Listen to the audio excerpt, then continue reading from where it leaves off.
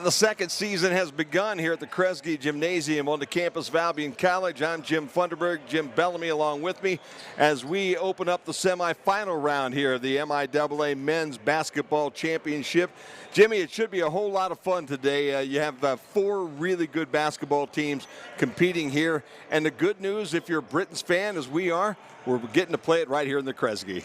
Yeah, it's amazing, Jim. One of the oldest gymnasiums in the country, and I believe the oldest college conference in the United States as well. So it's only fitting that those two things kind of mesh and collide here tonight with the MIAA Men's Postseason Basketball Tournament. Tournament has already begun in earnest with the play-in games earlier this week, but it's been chalk so far. And it's kind of been the cream of the crop of the MIAA, especially over the last couple months. Four very strong teams, which will lead to three very exciting contests tonight and tomorrow. I would have to think so. We've got the ball game for you tonight. It's a 5 o'clock first game here, and then an 8 o'clock final this evening. So we have Adrian and Calvin open everything up, and then we'll have the Albion Trine game after this one at about 10 o'clock tonight. And Jim, as you alluded to, everything has gone pretty much the way they expected it to. Yeah, but nothing has been easy, which has kind of been par for the course when you look at the MIAA conference as a whole this season, especially, again, over the last 2 months. There was an upset Saturday that happened not too long ago where the top 3 or 4 teams all fell, and it had the potential to really turn everything on its ear in the postseason tournament. But then everything kind of corrected itself. The one thing that really did kind of change is you look at the number 3 seed, Adrian, and that's why, Jim, it's really important when you look at the overall records for the teams. Don't let the overall records fool you. It's the conference record that matters the most, and these teams all played very difficult out-of-conference schedules coming in, and it really prepared them well for the grind of a really difficult MIAA regular season. One of the things we would be remiss if we didn't point out for Bulldog fans out there, they were last in the conference last year. They went from last to third in the seeding here this year. They didn't make the postseason last year, but Coach Lindsay and his group has done a great job of turning this thing on, especially towards the last 6 or so weeks of this basketball season. But as you saw the other night, they really took care of Hope. 83-73, it was close early. It kind of got lopsided as it went on. That Trine-Alma game, that one was a nail-biter. As Trine has been in so many times this year, they had to play and fight and work really hard against Alma to be able to get into this finale here tonight, this nightcap game that we've got that goes on at 8 o'clock. And we are all too familiar with how good the Trine Thunder are. We'll see them a little bit later tonight. The clinching game here at the Kresge Gymnasium for the Britons, where they won outright the regular season, was a nail-biter all the way to the end, too. And that's kind of how Trine has played. They've played tough, but they have championship mettle. And I think you're going to see, again, 2 really, really good matchups tonight, both of which could come down to the final possession. Well, let's take it back a couple of months, Jim, because at the very beginning, all of the prognosticators came out, all the coaches came out, and they decided who they thought were going to be the teams that were going to end up in this tournament right now.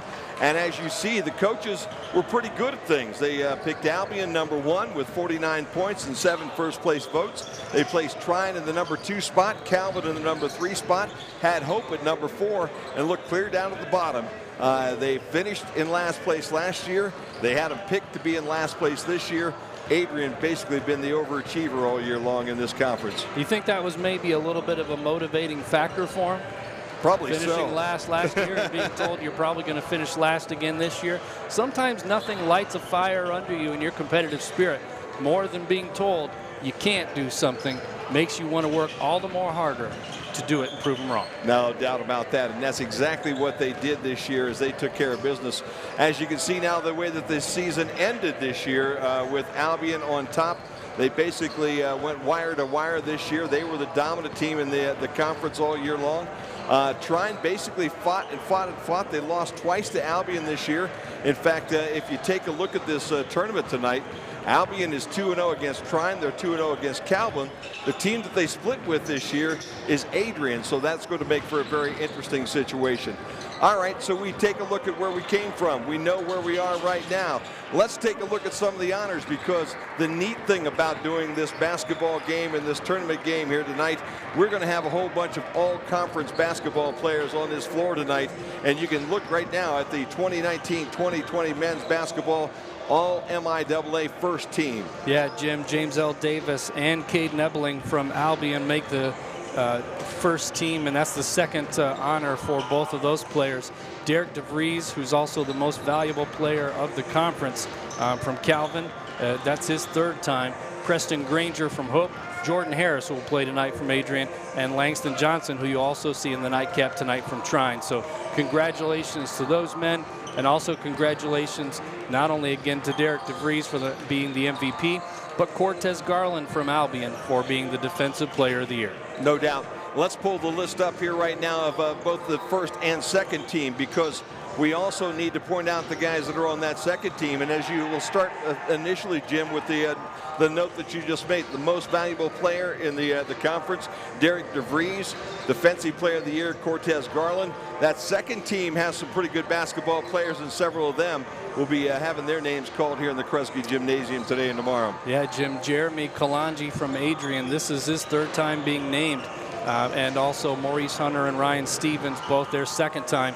Tanner Bliley from Kalamazoo and Cole Cleaver from Alma round out the six. But again, Bliley, Hunter, Kalanji, Cleaver, Szymanski, and Stevens, all great players. And I think that second team is going to be just as much a difference makers tonight on the floor as the first team is. There's no doubt about it. I'll tell you what, Jeremy Kalanji, as he progressed through this season, went from a guy who was just playing mediocre to average basketball early on to just some lockdown defense and some wonderful offense as that second half of the season got going. And as you said, Jimmy, that's one of the guys that we're going to be paying attention to in this opening game as we open up to this evening with Adrian and with Calvin here as we open up the MIAA. Let's talk a little bit about what happened to Adrian the other night. Okay, they actually did win 83-73 over Hope the other night. Bulldogs led 36-34 at the half. They came out to the second half with a very strong start. It was Jordan Harris basically that put the smack down in that second half. He had 4 big three-pointers in that second half, had 22 points on the night. For the evening, Adrian shot 50% from the floor. Actually, Harris had 25. Kalanji had 17 the other night as they basically cruised past Hope. And you know what? That's hard to say, because that Hope program, that Hope team, you normally expect to have them here for tournament weekend. Yeah, it's a surprise. But again, you look at the way Adrian has really turned it on over the past month and a half.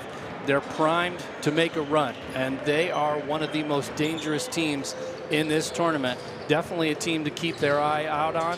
And Calvin, you know, again, they split the series for the season, the regular season, and they were both decisive wins on the respective home floors. So it'll be interesting tonight, the rubber match, to see how they play on a neutral site. And again, Adrian, just such a hot team right now. It's going to be an exciting contest. It is going to be an exciting contest. If you see in the upper left-hand corner, if you have followed us at all this year, you know that you have the opportunity to be part of the webcast tonight. You can give us a shout out at webcast@albion.edu. You can root for your favorite player or your favorite team. You can tell us how we're doing. You can tell us where you're at. We don't care. Just talk to us here tonight. We've got 2 basketball games tonight, and we'd love to know that there are people out there watching this ball game here this evening with us. Now, let's talk about that one player that we talked a little bit about earlier, the Offensive Player of the Year, because if you look around the region, not only did DeVries light it up in the conference this year, if you take a look at the NCAA Division III top 50 players in the country, in fact, these are the small school top 50s in the country right now. They have some NAIA players, they have some D2 players, but sitting right in that list with the other 49 players around the country is Derek DeVries, 6'5" senior from Calvin. Yeah, it's hard to ignore greatness, Jim, and it's good to see Derek and the MIAA getting national recognition. In addition to the monster season DeVries has had, there's a lot of great ball being played up here in this part of the country. So it's good to see the national recognition, and certainly, again, congratulations and hats off to Derek for a phenomenal regular season and a potentially great postseason run. you know what, we reached out to the ADs and the SIDs around the conference to help us with some pregame interviews so that you could get a feel for what the coaches were thinking when we were coming to this ball game tonight. Let's start with the Adrian Bulldogs. We reached out to SID Patrick Stewart and Michael Prang, and they sent us back this interview with Coach Kyle Lindsay. Mike Prang, Assistant Sports Information Director at Adrian College, here with head men's basketball coach Kyle Lindsay as he gets set to compete against Calvin University in the MIAA semifinal tournament game. Coach, how does it feel to make it to the semifinal game and have the first Adrian College men's basketball postseason win since 2012? Well, it feels great. Our guys have worked really hard starting last spring and into the summer and into the fall. They worked really hard all season, and they're at a point now where they're truly playing for each other. So that's helped us have some success, and it's obviously a great thing for our program that we get a chance to compete for a championship here this weekend. So it's a goal we've had for a long time, and it's great to see their hard work paying off. So earlier in the season, you played Calvin University here at home in the MIAA Center, defeated them here, lost to them on the road. Now we have round 3 in the semifinal tournament game. How do we feel going in for round 3? Yeah, I think only in college basketball could you have the point swing that we had with them from one game to the next. Obviously, we're really disappointed with how we played at their place. I don't think we were as mentally sharp as we could have been. So we're preparing really hard. I think our guys are geared up for this game and getting another shot at them. So on Tuesday night in the first round, we defeated Hope here in the MIAA Center 83-73. Saw some things we liked, saw some things we probably didn't like. What was the practice plan for this week leading up to the Calvin game on Friday? Just to really lock in mentally. I think, at this point in the season, it's really hard to get much better at anything physically. It's all mental. So we just try to keep it between the ears, make sure we're locked in and focused for what we have to do. With the Hope win, and we had some great moments in that game with Jordan Harris hitting 4 threes in a row at one point. Kendall Bellamy stepped up big and made some plays, and Keyshawn Wyatt Morris, played like a senior as he's done time and time again this year. You mentioned Jordan Harris. Funny thing about it was on Tuesday against Hope, scored no points in the first half, but then finished the game with 25. How important is he to this team, and what kind of player is he? He's extremely important, whether he's putting the ball in the basket or not. We're asking a lot of him defensively and guarding the other teams, usually their best perimeter player. He's, as well as a big offensive weapon that he is for us, he's also, probably one of our best defenders. So he carries quite the load. Other than what he does on the court, he's an outstanding leader, just a true high-character young man, extremely ambitious in the classroom. He's going to go on to be very successful once he's done playing. One of the guys on the team who is not in the starting 5, but does play a very big role on this Adrian Bulldog team is Keyshawn Wyatt Morris. On Tuesday, collected 9 points, added 8 rebounds. What kind of player is he coming off the bench for you? He has been, in each of his 4 years, he has been the most improved player in our program, and I've never been able to say that about a young man. And I think what has helped him is he truly understands his limitations and knows who he is as a player. Extremely coachable, extremely hardworking and dedicated to his teammates. So, it's really hard for an 18 to 22-year-old to understand sometimes is, no, you don't do this very well, but you can do this and this. So he's done a great job of buying into his role, understanding who he is, and it's paid dividends for him as a player, and our team has reaped the benefits from that as well. The last question for you here. So with the format of the MIAA conference tournament, you play the semifinal game on Friday night. If we win, we go to the championship game on Saturday night. How hard is it for you as a coach and as a team to kind of prepare for back-to-back days of play against 2 different opponents?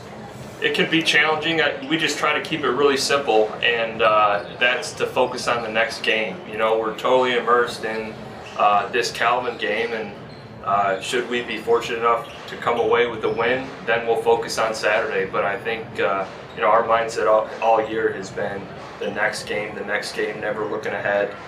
So that's helped us to keep it simple and focused on the next task ahead. Awesome, Coach. Thank you very much. We'll be rooting for you on Friday and hope to see you again on Saturday. Thank you very much, guys.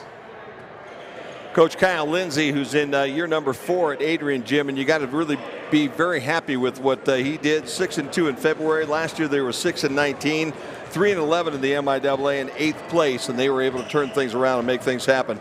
With that, the Calvin Knights are also coming. They have a first-year head coach. His name is Bill Saul, and we'll hear from him now here on the MIAA Sports Network. Joined by Calvin head men's basketball coach Bill Saul, and getting ready for the MIAA tournament semifinal with Adrian College. And Coach, a homecoming this year, obviously for you. You were a standout player, a league MVP, an All-American player, and all that type of thing. I know this institution is very near and dear to your heart. Just your thoughts on being able to come back to your alma mater, not only be back here, but to lead the program that you once played for. Well, it truly is, because Calvin, like you said, has been a part of my life all the way through, from the time playing here, and how special not only was it to be a basketball player here at Calvin, but also the education that I received and the mentorship I received. And even from afar here for the last 25 years, looking at Calvin basketball and seeing where it's gone and the heights that it's gone to. It's been an honor now to be the coach and come back and lead this program. And the support from the community and the support from the school itself has been just awesome, and I can't thank everyone enough for helping me get this job and being around and being a part of it. Let's talk a little bit about this year's team. You have a nice core of veteran players, and I know you've talked to me more than a few times about the buy-in has been great from your senior leaders in particular. Can you tell us a little bit about how this team has developed and how they've progressed and moved forward through this year? Well, a couple of things. You can't thank the seniors enough. Derek DeVries, Alex Boss, and Tony DeWitt. A lot of times when you take over a program and you have seniors, they're used to something different. And so to get them to buy into something new after being a part of something that might be different is difficult. And from day one, they have done an incredible job of buy-in, but also being incredible leaders. They're great basketball players in their own right, but in the same breath, they've really done a great job of themselves adapting to what has to happen. And it's just so much easier when your seniors do that, because now the juniors, sophomores, and freshmen also have that buy-in. As you look at this team this year, we struggle, I think, early on, really, from the defensive standpoint. And I'm really pleased with really in these last probably 7 games, we're defending at a level that is quite high. And again, we've seen some progression from not only those seniors, but some guys off the bench as well. Derek DeVries has had an amazing year, MVP, and rightfully so, I feel. And we're based on, being able to get him the ball in spots and have him do things.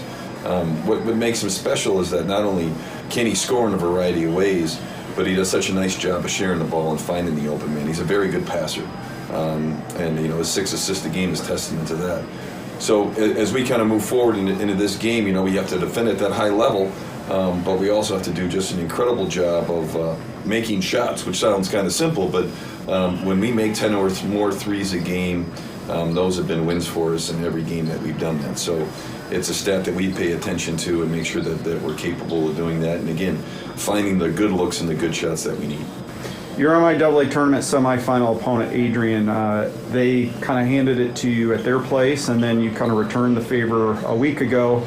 They've got some explosive scorers and not an easy team to defend. You're just talking about defending the opposition. Just your thoughts on playing them in the semifinals. Well, Harris, you start with Harris, and he's so scary because you could play great defense and he still can score. That's always a thing that you get nervous about. When we played him the first time, he went on a run that he scored 12 straight points and really took the lead and just put it past the point we could get to. Thankfully here, I thought we did a pretty good job in the first half and got a sizable lead, but then he came right back and had 9 straight points in a matter of a blink of an eye.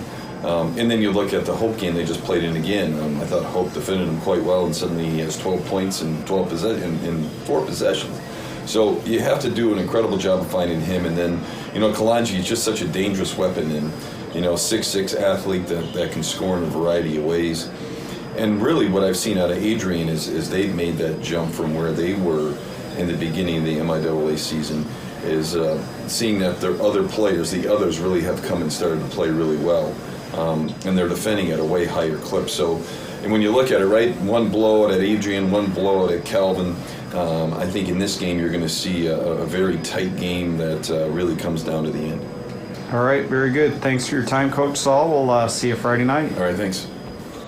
First-year head coach Bill Saul for Calvin, who has spent the last 6 years with Northern Michigan. He's a 1990 Calvin grad and is still the third in all-time leading scoring for the Calvin Knights here as he comes in to coach this ball team tonight. And a big thank you out to the Calvin staff tonight. Dr. James Timmer, who's the AD, and also SID Jeff Phoebus, who put that all together for us tonight. Jimmy, these two teams have played twice. These two teams have split. Let's talk about it. Yeah, they were both pretty dominant performances, too. You go back to January 29th in Adrian, Michigan, the site of matchup number 1, won by the Bulldogs, and both home teams won. Spoiler alert. Adrian won that first one 76-59, and the main factor, Jim, was a 48-20 first half halftime advantage. Calvin did close the books a little bit with a 39-28 second half, but Adrian pretty much cruised in that game. They shot 54% from the floor that night, and the bench scoring was 22-13 and 34-20 advantage points in the paint. So 17-point difference plus 14 points in the paint, but 54% from the floor. It's hard to compete with that. It really is. And you had the same situation when they went to Calvin, Jim, because Adrian basically goes to Calvin, and Calvin goes up double digits there at halftime. 36-18, the halftime advantage for Calvin. The game was played back on February 23, so just a few days ago. 45-34 second half advantage Calvin, so they likewise cruised to an 81-52 victory to claim that number 2 spot in the conference. And in that game, Calvin shot 44% from the floor, but Adrian only shot 30.2%. Calvin out-rebounded him 48-34, and points in the paint 34-14 advantage Calvin. So again, both teams had a decided advantage on their home floor. Now the question is, what will they do on a relatively neutral site? Calvin was 5-2 in the month of February. Adrian 6-2 in the month of February. The extra game being the play-in game that Adrian played on Tuesday night. You never can tell how that's going to go, Jim. Adrian now has not played since last Saturday. Or Calvin has not played since last Saturday. Adrian played on Tuesday, which is a day before they normally play on Wednesday. You don't know whether that benefits Calvin, having the entire week off to rest their legs and maybe get over whatever bumps and bruises and illnesses they have, or whether that playing that Tuesday night game keeps Adrian a little fresher. Yeah, and it's the thing you see a lot in pro football, Jim. You see those wild card teams that sometimes sneak all the way to the Super Bowl, the big game. And I think that might be a case here, too, that while you want to be fresh, you want to rest those bumps and bruises.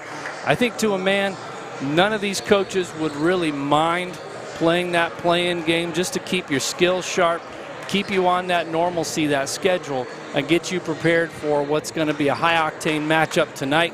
You have that week off. Sometimes you run the risk of slowing it down a little too much and having to pick yourself back up. The difference, though, is these are 19, 20, 21-year-old men. I don't think they're going to have any trouble pushing into third gear again when necessary. No doubt. Adrian is 15-11 on the season. Calvin is 15-10. This should be maybe a game where the team that gets off to the early start might have an advantage at halftime. We're about to find out as the clock ticks down to double zeros, and we're about to head this thing down to the press box to be able to get the introductions and the national anthem here as we open up the MIAA basketball tournament. Ladies and gentlemen, welcome to Kresge Gymnasium on the campus of Albion College as we get set for tonight's MIAA postseason men's basketball matchup between the visiting Adrian College Bulldogs and the Calvin University Knights.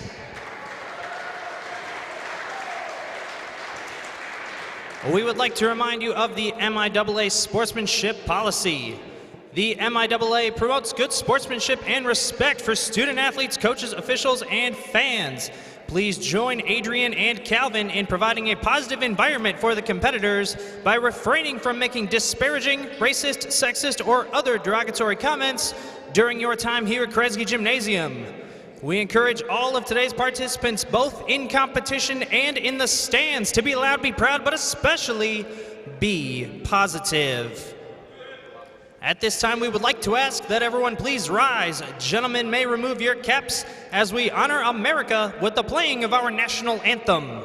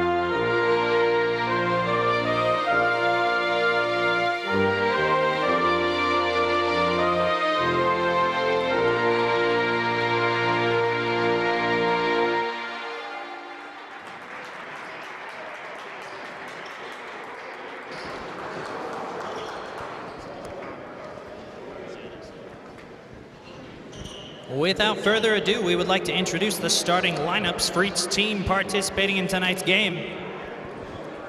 As always, we will begin with the visitors from Adrian. For Adrian at forward, a 6'3" junior from Columbia City, Indiana, number 5, Robert Warwick. For Calvin at forward, a 6'5" senior from Grand Rapids, number 32, Derek DeVries.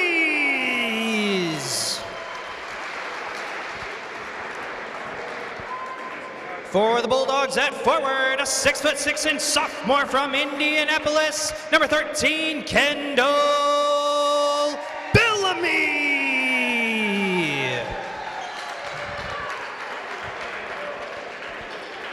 For the Knights at forward, a 6'6" senior from Grand Rapids, number 35, Alex Boss.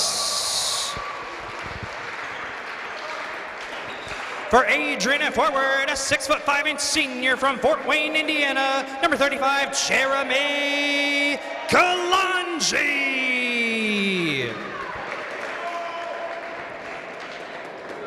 For Calvin at forward, a 6'6" junior from Grand Rapids, number 24, Emmett Warners.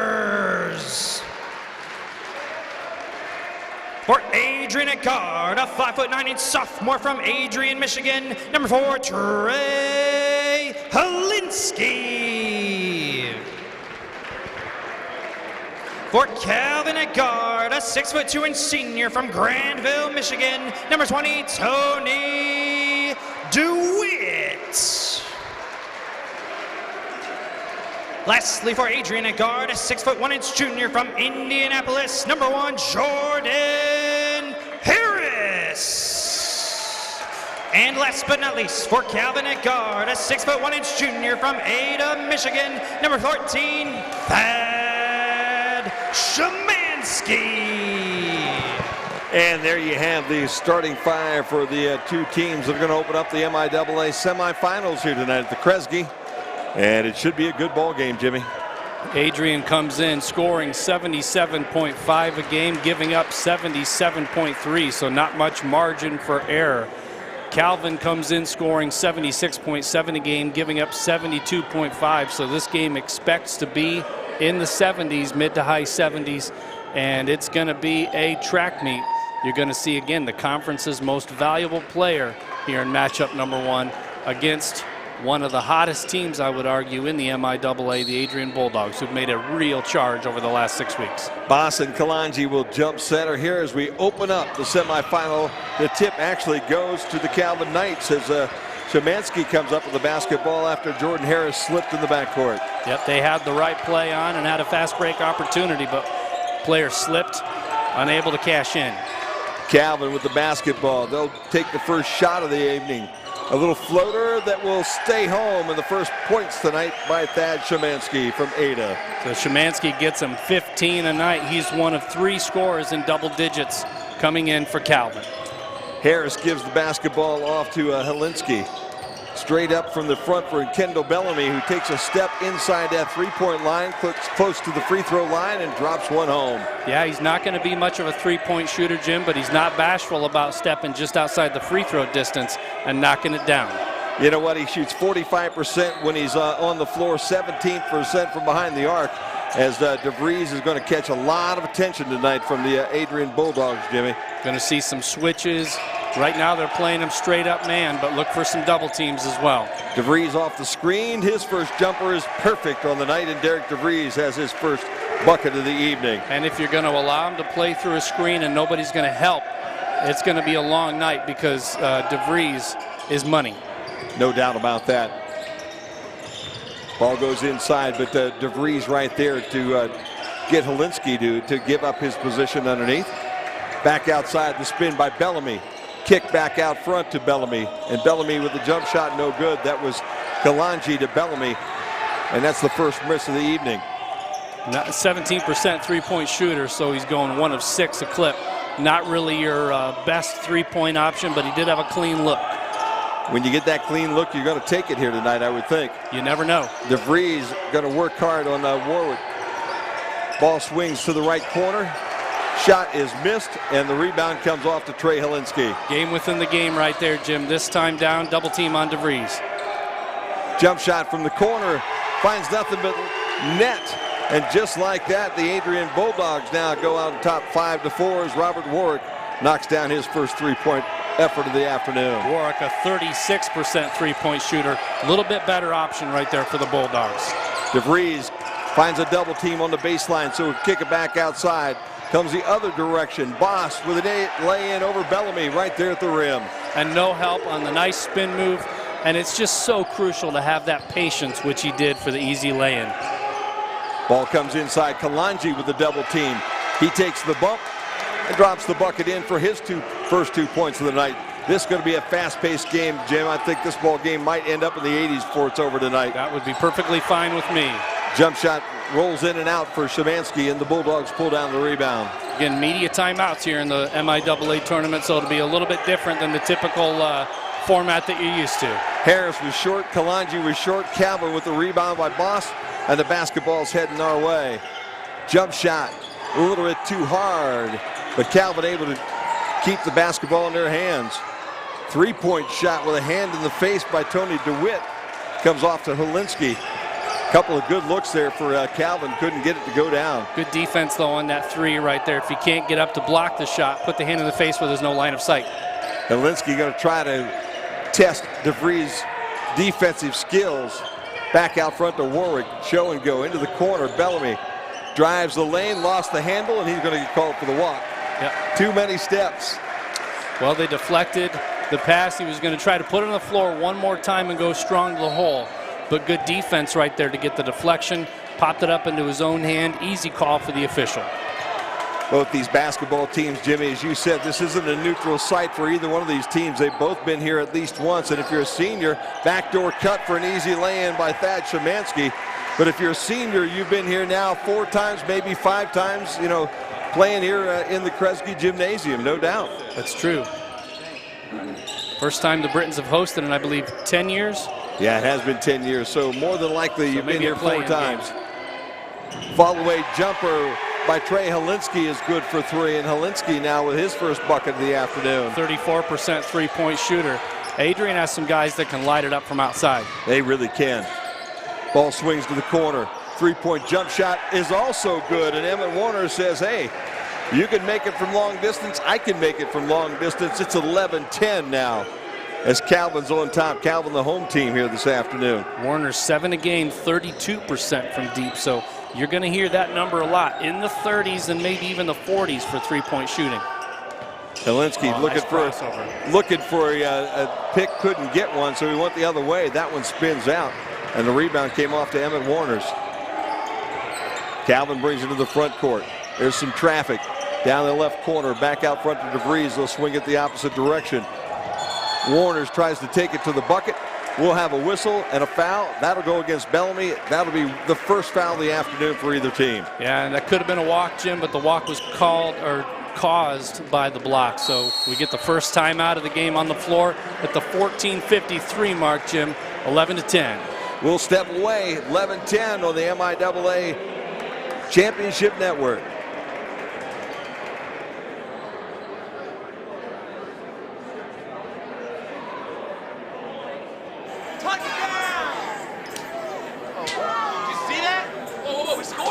Scored, won the playoffs. I can't believe I missed that. Every time I'm buzzed, I spend too much time on my phone. What? I should take your phone away. No. I'll call for it. Hey, why does my face look like that? I'm playing with these new face filters. Okay, you know what? Yep, that's mine. I'm gonna need that back. No. Kevin. Back here at the Kresge Center, Jim, so far Adrian 4 of 8 from the floor here early on, 5 of 9 for Calvin. So both teams at that 50% mark or better from the floor. So both teams getting off to a good start. Yeah, you can't ask for more. Again, in the 2 victories by the respective teams on their home floors, both teams had a decided shooting advantage so far tonight. Neither team has had trouble finding the basket, and if this continues, you mentioned 80s, it could be 80s all day and maybe even higher. Only 1 turnover so far. That's for Adrian. Both teams pretty much even past that. And the score reflects it. DeVries says, if you're going to leave me just a crack, I'm going to knock it down. That's 5 now for Derek on the afternoon. It's 14-10. 39% three-point shooter. And an out of bounds going off of Kalanji, out of bounds back to Calvin, who looks to build with the 4-point lead. Warner's with some good defense down there in the corner, knocked it off of Kalanji and out of bounds. You know, I tell you what, Jim, these two teams did play in that last week of the season. That second game we're going to do tonight, Albion and Tryon, they played in that same time frame. So both teams have seen each other here in just the last 2 weeks. So there's no secrets on this floor tonight. DeVries pulls the trigger again. And again, he connects. That's 8 for Derek. Yeah, that way you know that what we were saying at the beginning of the game, Jim, wasn't just lip service. He is the real deal. 3-point jumper from the corner also goes in, and that's Robert Warwick that knocks it down. And this is going to be just absolutely a slugfest, Jim. It's going to test the depth and the legs. Depending on how deep both of these teams go, you got to get your running shoes on. DeVries with double team, left it a little bit short. Harris pulls down the rebound to bring him to the front court behind his back. Looking for some space. A reach-in call will go against Calvin. And that'll be called on Sam LeDuc, who checked in on that last time out. And that's only the first team foul against the Knights. 1 team foul against the Bulldogs in what has been a pretty clean first half so far. As we get a substitution, Tony DeWitt checks in, and Szymanski takes the seat. DeWitt comes in, and again, Jimmy, it's going to be a whole lot of fun to see how this all goes down this afternoon. These two basketball teams, both of them looking to get in that championship game. Harris pulls the trigger a little bit too far. Ball gets knocked out of bounds, and it will go Calvin's way. 17-13, 13:36 to play here in this opening half, which has been a good opening half here so far. Robert Warwick leads everybody on the Adrian side with 6 points. Derek DeVries with 8 points for the Calvin basketball team here this afternoon. The Knights versus the Bulldogs from the Kresge Gymnasium. Kick out. Adrian with some pretty good defense as they get back out. Bellamy real quick there. 5 to shoot. DeVries will take that shot on the follow away. And I'll tell you what, he likes this end, Jimmy. This is just This is just basketball practice for Derek DeVries. Yeah, most anybody else, you take that kind of a bump and a step back fadeaway with the shot clock running down, you think that's probably not the best shot we can do, but he's flat-footed with the release because he's so confident in the stroke. Three-point shot's a little bit short on the other end. And Sam Leduc pulled that rebound in. DeVries again, he's feeling it. This one spins out and into the hands of Trey Helensky. Adrian needs an answer right here. They're only down 6, but the way Calvin's playing right now, 6 can grow to 10 pretty easy. Helensky thought he had some open room, but Derek DeVries closed quickly. Down inside, the ball gets knocked away. They're going to call a whistle and a foul on Emmett Warner's as Kalanji was trying to head to the rim. Yep, see it on the replay. A couple different guys putting a body on him. Looked like a clean block. I think it was the body before, so we'll be interested. Yep, it was on. It wasn't the guy who blocked the shot, Jim. The foul was actually called on DeWitt. Yeah.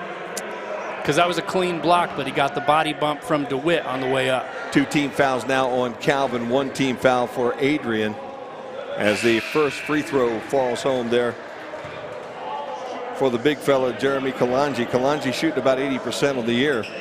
DeVries will get a chance to cool off just a little bit, Jim, as he goes to the bench right now for Calvin. Jordan Catchy comes into the game for him. Kalanji is 79% free throw shooter, 19 points a game. And you said second team all MIAA, but he's been on fire lately. He really has been. And he takes the seat, and Connor Pelham checks in for him. Pelham out of Jackson, Michigan. Everybody's going to need a breather out here this afternoon, I would think, because this has been a pretty hard-paced basketball game early on, 19-15. Both teams playing some pretty good defense. Both teams shooting really well. As DeWitt falls away, no good. Rebound brought in by Connor Pelham, who just checked in on that last break. Bulldogs did a good job of boxing out, taking care of the defensive glass. Harris to Bellamy in the corner, thought about it, then pulled the trigger. Probably should have just pulled the trigger and not thought about it as Emmett Warner pulls down the rebound and brings it to the front court. Szymanski will take the shot. Swish. I'll tell you what, Calvin playing some pretty good basketball. They had some troubles. Hope had real problems in February. Calvin went 1-2, lost 4, then 1-2 more. So they had a little bit of a run in the middle of the whole thing that gave them some difficulties as well. Oh boy, almost a walk, I would think, underneath by Leduc. Shot goes up, no good by Pelham, and the rebound comes off to the Bulldogs. Knights need to go on a little bit of a run here to really extend this out. Warwick was the young guy that got trapped on the other end. Jump shot from the top of the key, just inside that 3-part marker. Szymanski has that one. It's going to cause the Adrian Bulldogs to take a timeout as they've fallen down by 8, 23-15. We'll take a timeout with them here on the MIAA Sports Network. Wait a second. Do you know who I am? Julia.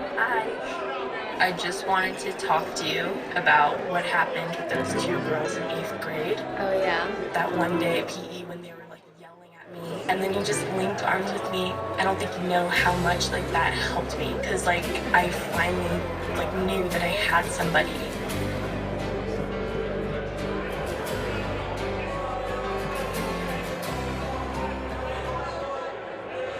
First timeout called here this afternoon, charged to Adrian and Jimmy, and probably a really good timeout as Calvin seemed to have grabbed a little momentum.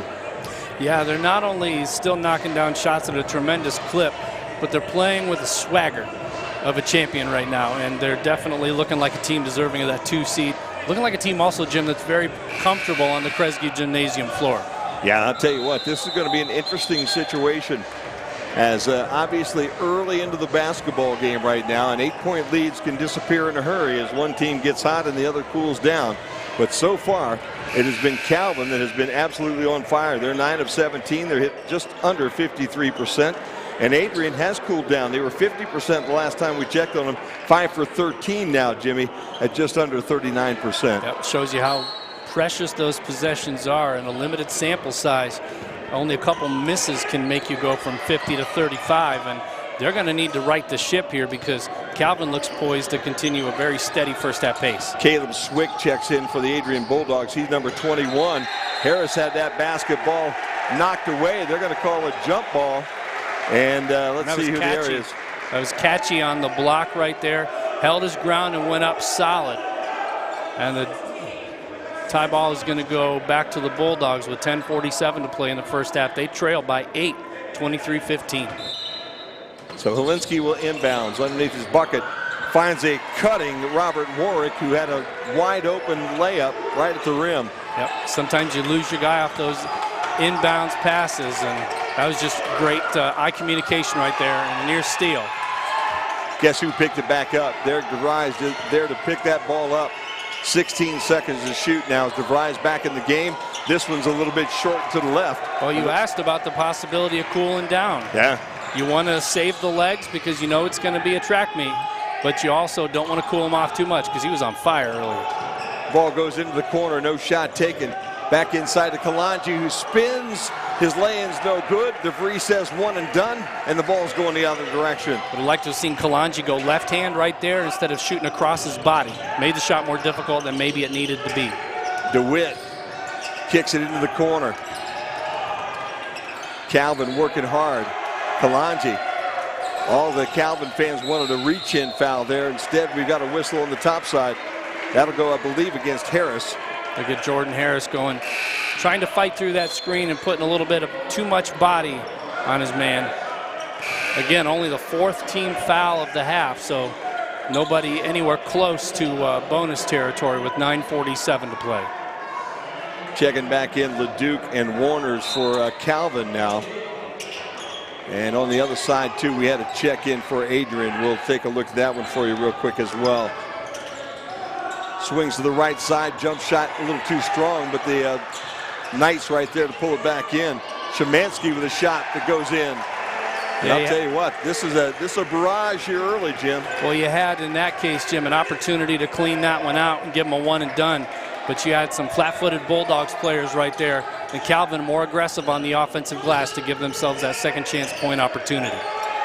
Harris, Helinski, Warwick, Swick, and Kalanji on the floor for Adrian as that ball goes off the knee and out of bounds. And we'll go back over to Calvin.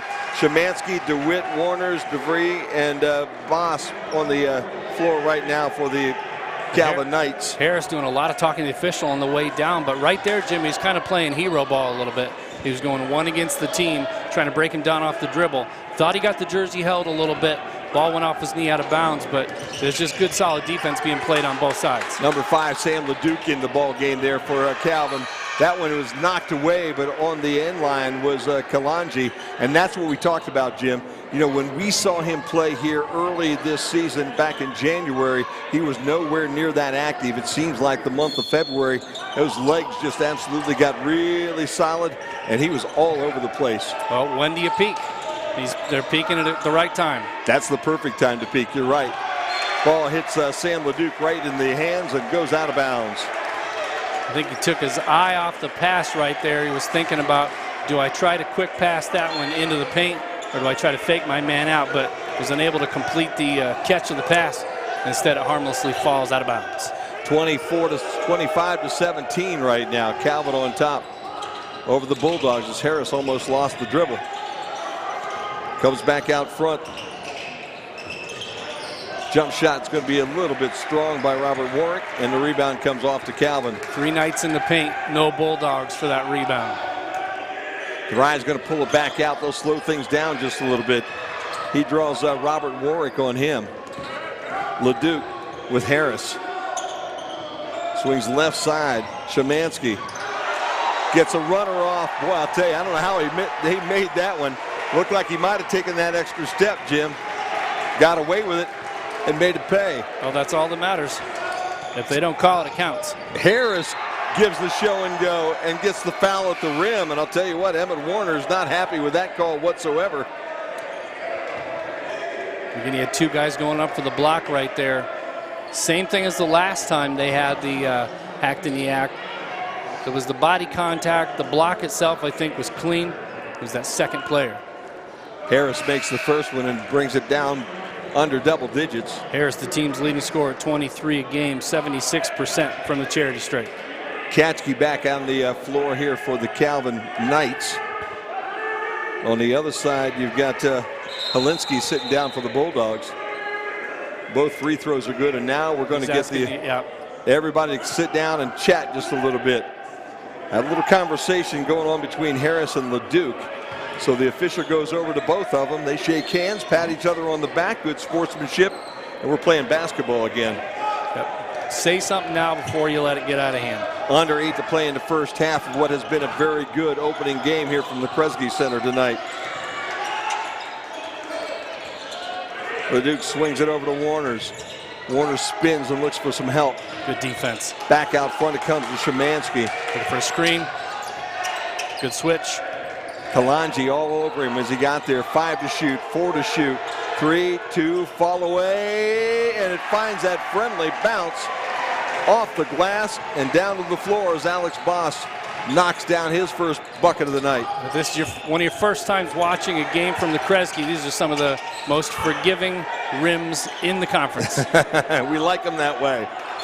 Harris looking for the foul. He's going to get it on LeDuc on the floor.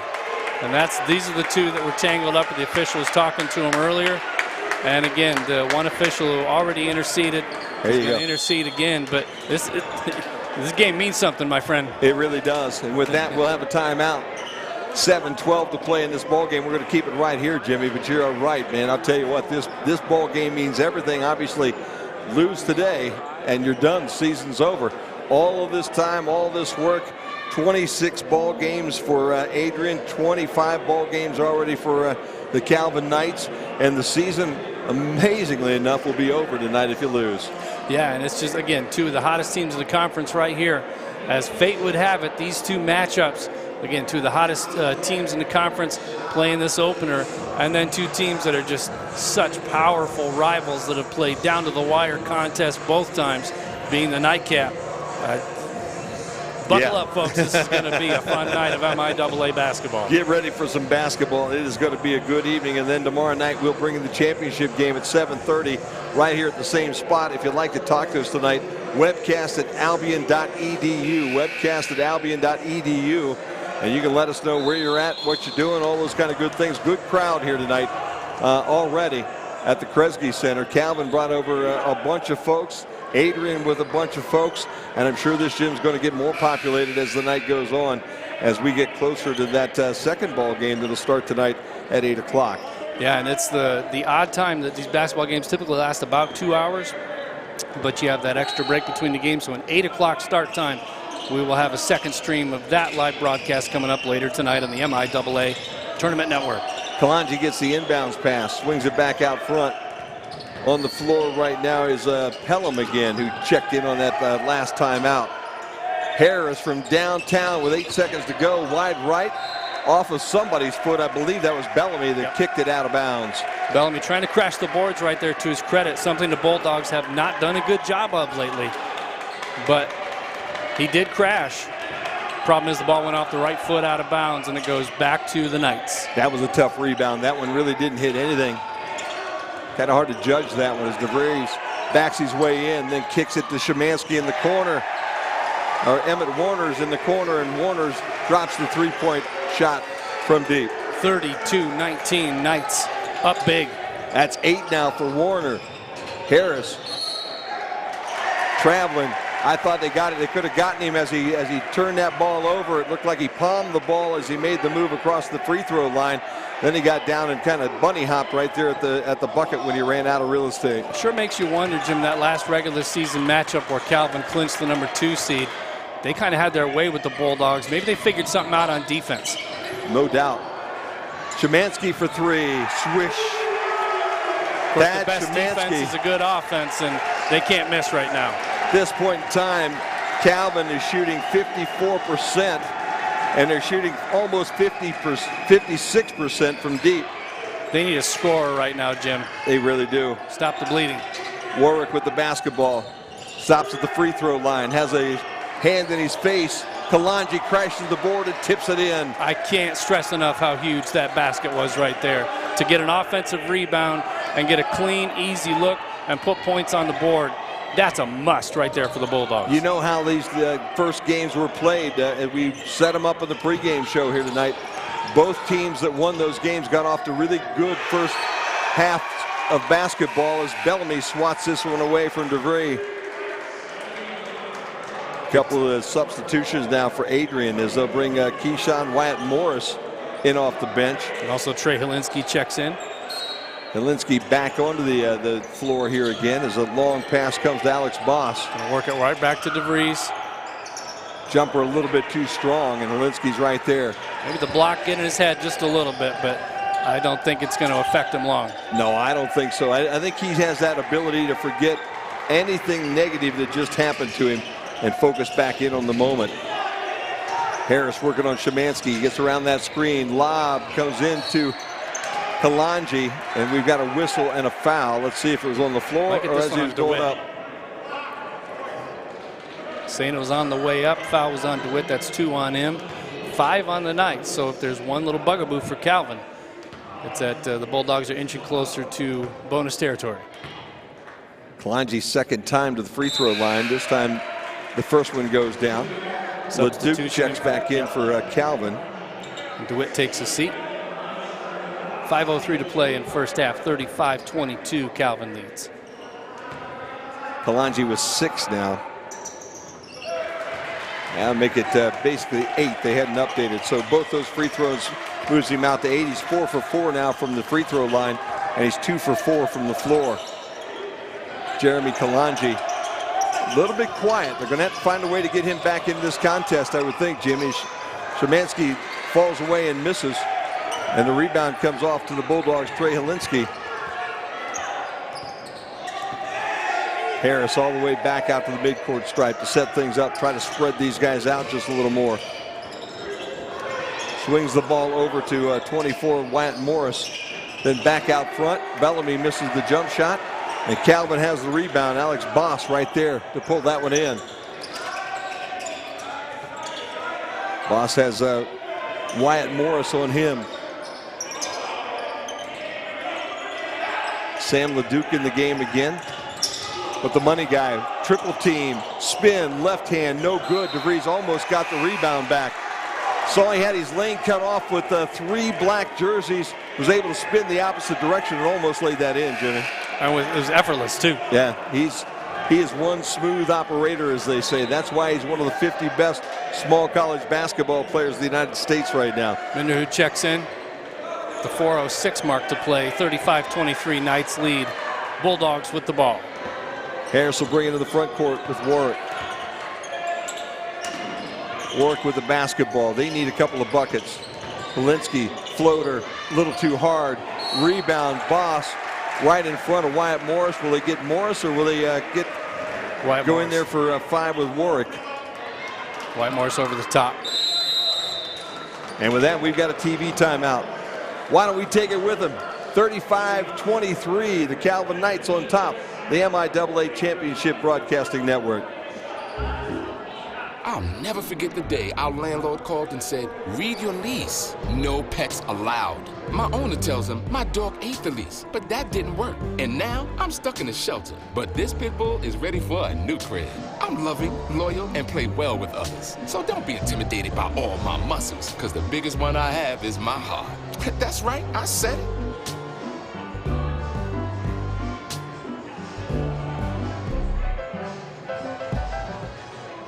Jim Funderburg, Jim Bellamy here at the Kresge Center on the campus of Albion College. And Jimmy, we got the boss coming up here at halftime. Very special halftime guest. Yeah, it's going to be an excellent opportunity to kind of get kind of an overview of what's going on with the MIAA with the commissioner. So we're excited to have her up here, and it'll be our first opportunity to meet with her and to have her on camera and kind of just talk about the excitement that's happening here in Albion, and also what's happening up in Holland, Michigan with Hope and a perfect season on the women's side so far. #2 team in the country on the women's side, and just some great basketball being played throughout the area. Penny Allen Cook will be our guest here, who's been the commissioner of the MIAA for a while. And it'll be fun to get a chance to introduce ourselves to the commissioner today. Calvin looking to spread this lead. They're up right now by 12. DeVries is going to get the foul as Wyatt Morris will get the reach in. That'll be his second consecutive foul on Wyatt Morris. 4 on the team. Still 35-23. Calvin leads. 3:33 to play in the first half. try to go up and check on the women's score as the Lady Britons are playing right now against Trine. Jump shot no good. Wyatt Morris with a rebound. Sam Leduc trying to take that one from outside. Harris runs out of real estate. Back out front. Kalanji drives, puts it in a little too hard. Got a block. Tough call. It was a late whistle. That was a very late whistle. They get that on Warner's? I believe so. Nope, they got it on Boss. Kalanji. They put it on Kalanji, and that's 2 personal fouls on Kalanji now. I'm sorry, on Boss. Went the opposite way. Kalanji at the free throw line. Sorry about that. It's a first in the MIAA. Yeah, he fouled himself, and he's going to go get a chance to shoot. How's that? That's a strat that everybody's going to be using it going forward. I hit my own hand on the way up. That's why it didn't go in. Boss was a little bit wondering there about that call as that was really late. Very late. Both free throws go down, Jim. Kalanji's 6 for 6 now this afternoon from the free throw line. 8 total points now. DeVries with the basketball. Wyatt Morris on him. Nobody else has been able to slow him down in this first half. Let's see if they can go a little bit bigger and see if they get this young fellow to be able to play some basketball. He cuts the triple team, puts it up, and then falls over the top of DeVries as Wyatt Morris. Let's see, who did they call for that foul? Did they call it on? That one they got on Kalanji. There you go. So there you go. We got it. I knew it was coming. How's that? Soothsayer. Webcast at albion.edu. Send us an email and let us know where you're watching, who you're rooting for. We'll do our best to say hi to you during the broadcast on the MIAA Tournament Network. DeVries with the first free throw. And Calvin now brings in Catchy along with Tony DeWitt. DeVries, an 80% free throw shooter on the season, so doesn't miss often. He doesn't miss anywhere often, does he, huh? Nope. Both of them go down. 25 a game for the MVP. And the lead is 12, 37-25, advantage Calvin with 2:40 to play. And he's halfway there right now, Jimmy. He's a double-double machine, man. He scores 25, and he gets 10 rebounds for you every night and throws in a half a dozen assists as well. Wyatt Morris on the low block, fighting into the lane. Ball swings to the left corner. Jump shot is no good by Warwick. And a whistle and a foul on the rebound effort in the corner, and I believe that'll go against DeWitt. Errant hands right there. Just kind of reaching for that ball, and you caught a little bit of maybe chin with that spare hand. And good job also, frankly, by Kalanji, kind of throwing that face backwards. Even if it didn't really connect all that much, you got to let the official know, hey, I got popped. DeWitt will sit down after that foul. 7th team foul against the Knights. And Kalanji stays perfect from that free throw line. 8:44 just underway at the women's side of this event tonight, and Trine on top 2-0 over Albion. Second shot is also good, and Kalanji now with 10 points on the evening, 8 of them coming from the free throw line. So Albion Trine playing twice tonight. Yeah, it's going to be an interesting situation all the way around. Ball goes in the corner. The drive trying to hit the young fellow Catchy on the baseline there. The ball gets tipped out of bounds by Adrian. Good hands by that spectator in the front row. Yeah, I'll tell you what, there are some pretty good-handed folks right down there watching this ball game. You got to be. If you're going to take that spot, you know the ball's coming at you every now and then. 9 to shoot. Rise. Fall away, no good. Kalanji pulls down the rebound. Adrian really needs to make a little bit of a run as they're down 10 right now with a minute and a half to play in this first half. Have to go in just down single digits. Nice cut. Good job by Warwick. Oh, and the rebound and the basket comes out, and the rebound comes off to Calvin. Boy, it looked like he had that. Robert Warwick couldn't make it go in, and DeVries makes him pay on the other end.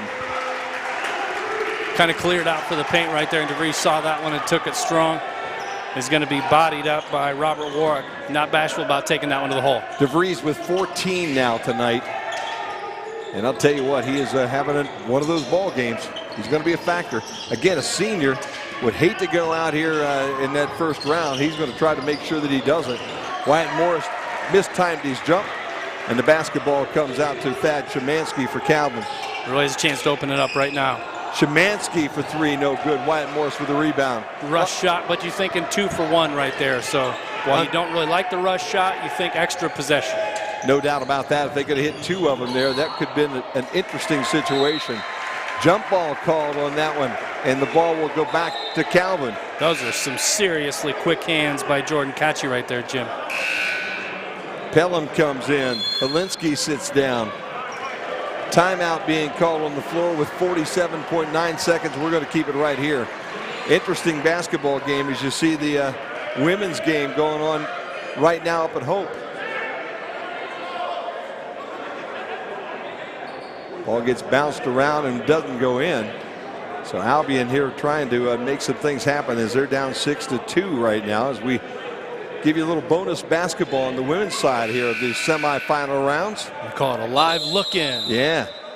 Try to give you a few of those as the night goes on as well, especially for any Brits fans that are out there or Trine fans.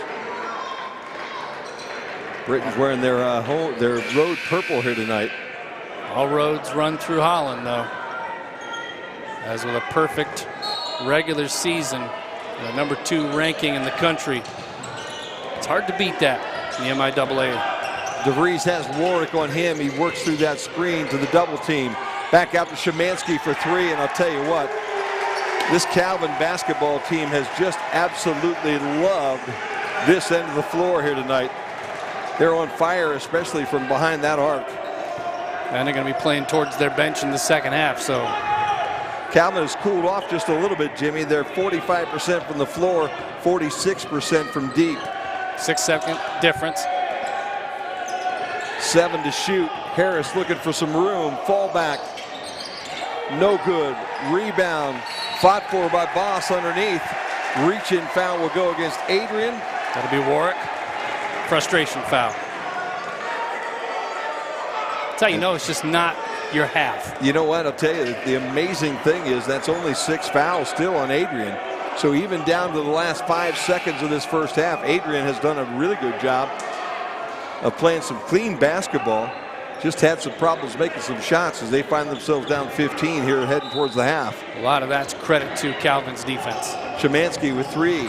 Going to get end-to-end. No good. And Wyatt Morris will pull the rebound in but not have enough time to throw it the other way. So we have played a half of basketball. And the Calvin Knights lead the Bulldogs from Adrian 42-27. We'll step away. We're going to get the commissioner up here to talk a little bit. We'll talk about the stats from the first half, and we'll get you ready for the second half of this basketball game on the MIAA Tournament Network. U.S. News and World Report has once again ranked Adrian College as a top regional college in the Midwest. This is the 6th consecutive year Adrian has received this honor. The Bulldogs moved up 1 spot in the most innovative institution section, and it was the 6th straight year AC was listed as a best value school. Adrian was listed in 2 new sections as well, top performers on social mobility and a focus on student success.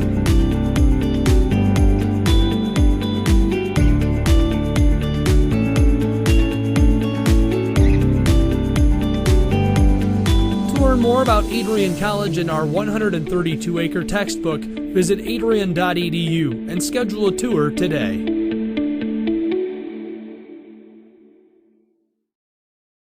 Hi, Penny. Hello, how are you?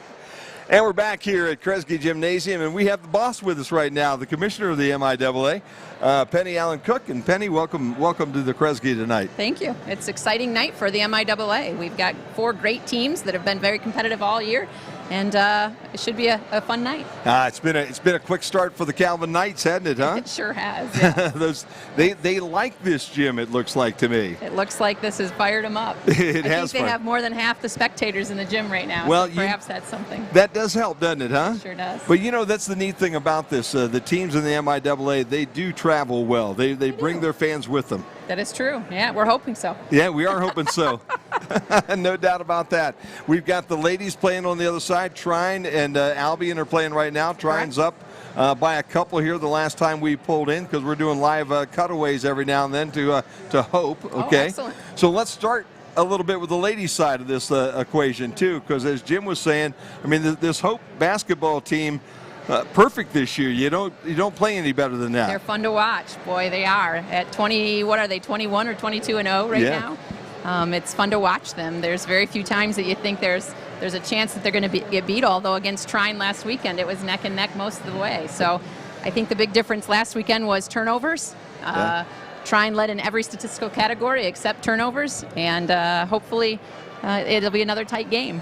And Penny, as Jim mentioned, with the cutaways that we'll do to the Albion Trine women's basketball game, it kind of speaks to the quality that the conference as a whole and the emphasis it's placing behind its overall presentation. Sure. It's fantastic, not just to give the student athletes the recognition they richly deserve, but also it certainly doesn't hurt on the recruiting side to get the name out there and get more national recognition I think for that the is conference. true, and that's exactly what the presidents are hoping that'll happen with some of this stuff as well. We've got it up on the screen right now. As anybody watching us at this point in time will be able to follow the Albion Trine basketball game coming to you from Hope right now, and it's a 9-5 Trine.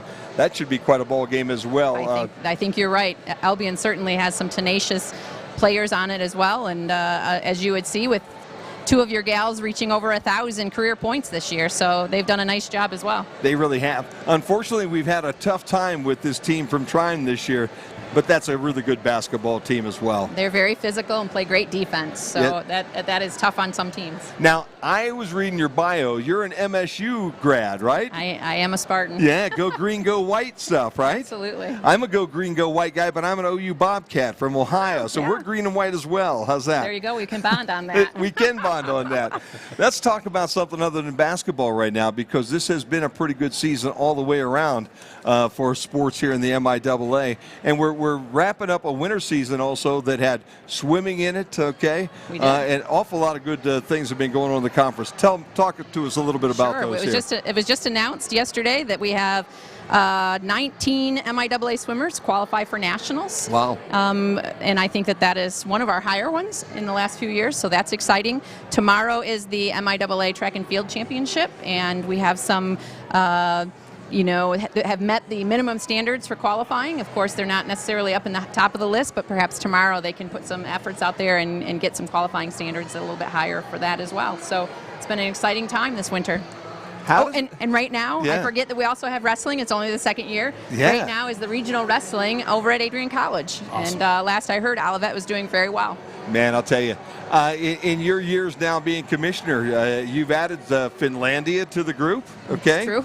Now, was wrestling part of the sports when you came on? No, we just added it last year. Yeah. So this is just our second year. So unfortunately, there just almost caught me that I didn't recognize that as one of our winter sports. So. Well, next year you'll be old hat with that I'll stuff. It won't really be a problem whatsoever. I'm hoping so. They're hoping so too. No doubt. But again, in this conference, being the oldest conference in the country, there's a reputation you've got to uphold. There is. I was talking to the commissioner from the Middle Atlantic Conference, and they are bragging that they're 125 years old. And he told me that in 125 years they've had 62 members. And he says, well, what about you? And I said, well, we're well over 130 years now, and we've had 13 members. So Wow. to be stable and strong and well respected around the country is certainly something we like to hang our hat on. Now, Penny, one of the most enjoyable things about covering Division III sports is the focus on the student and athletics part of it. And from the 1,000-foot view, so to speak, it has to be really rewarding for you to see the development of these young men and women through the 4 years of college and the impact they not only have on the floor, but also in the community as well. Yeah, it's really exciting to see stories about what they do on their research and how many of them go on to graduate schools, how many become medical doctors or PhDs or physical therapists or physician's assistants. It's unusual not to have students graduate in 4 years from most any of our institutions, and I have the opportunity to work with our conference student athlete advisory committee, and if they join when they're sophomores, which many of them do, I get to know some of them. We bring some of them to the NCAA convention, and they're just fabulous individuals and young people, so it's great to see that. Now, you go back in time as well, and you were part of the Alma group, I think. Am I correct? I was, yeah. I was. That was my second collegiate position. I coached at the junior college, and so I coached at Alma College for 6 years, both track and volleyball. and assistant AD and a variety of other things 20 years ago. So can't have been. It couldn't have been 20 years ago. There's no way. I think it was around 20 years ago. What's the normal day look like for the commissioner of the MIAA? Well, I have compliance questions that come in on a pretty regular basis. We're dealing with trying to perhaps expansion, so we have some of that on the table. We have, making presidents happy, meeting with them, making sure coaches are happy, and, lots of little things on a day-to-day basis. And how are you going to work both of these basketball tournaments now? When you're done with the men here, do you go to the women's tournament tomorrow I will show up at the women's tournament tomorrow and also stop at the track meet as well tomorrow. So I'll start in the middle of the state, head over to the west, or down into Indiana, the west side of the state, and then back home. So. Oh, man, I'll tell you, that keeps you busy at this time of year, doesn't it? It's the best part of the job. I bet that is the best part of the job, isn't it, huh? It is. The headquarters for the MIAA, where's your office? My house in Freeland, Michigan. There you go. Not particularly in the middle of the footprint, but it works for us. It does work extremely well. Well, I'll tell you what, we've enjoyed doing the conference. We expect a great tournament here for the men and also a great tournament for the women. Before you get out of here, tell me a little bit about what Adrian's got to do to get back in this basketball game in the second half. They're down a bunch. I've watched them a few times this year, and that number 4, the freshman, just can light it up from the three-point. And I think they've really got to get some of the three-point shots going for them. That's something they've kind of held their hat on. Their big guys on the inside tend to get a little bit in foul trouble. Yeah. And so if that were to happen and they can't hit the threes, I don't know that Calvin's going to back down on them. So. Yeah, I don't think they are either. How important is it to get people like Coach Saul back into the programs again? A long-time Calvin influence there. Yeah, he was a basketball coach at Ferris when I was at the GLIAC. Oh, wow, and okay. So I've kind of followed his career as he's went along from Ferris, then up to Northern, and then back here. It's nice to have him back. I think it's a great thing for Calvin to have alum, and as it is probably for every institution when you can bring back a strong alum. No doubt. Penny Allen Cook has been our guest, the commissioner of the MIAA. Thank you for your time. Thank you for all the hard work you do. We love being able to cover the conference, and we're having a whole lot of fun doing these basketball games today and tomorrow. Excellent. Thanks so much for being here. It's great to have a good quality production as part of our tournament. Fantastic. Thanks. Thank you, Penny. We'll step away. Thanks. Right now, the Bulldogs are trailing the Calvin Knights at halftime. When we come back, we'll give you the stats, get you ready for the second half here on the MIAA Tournament Network.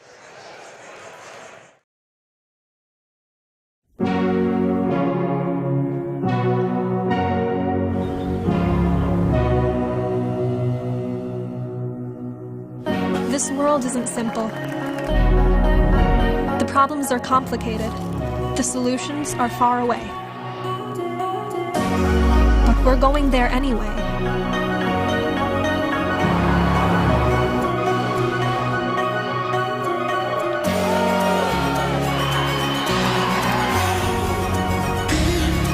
Driven to discover the unknown, determined to seek a better future for God's world. And we're finding it's not just about what we know. It's about the questions we're willing to ask. Bold questions that inspire us to think through every angle, to act with compassion, creativity, courage, to live with intention, giving glory to our Creator and to imagine what's possible.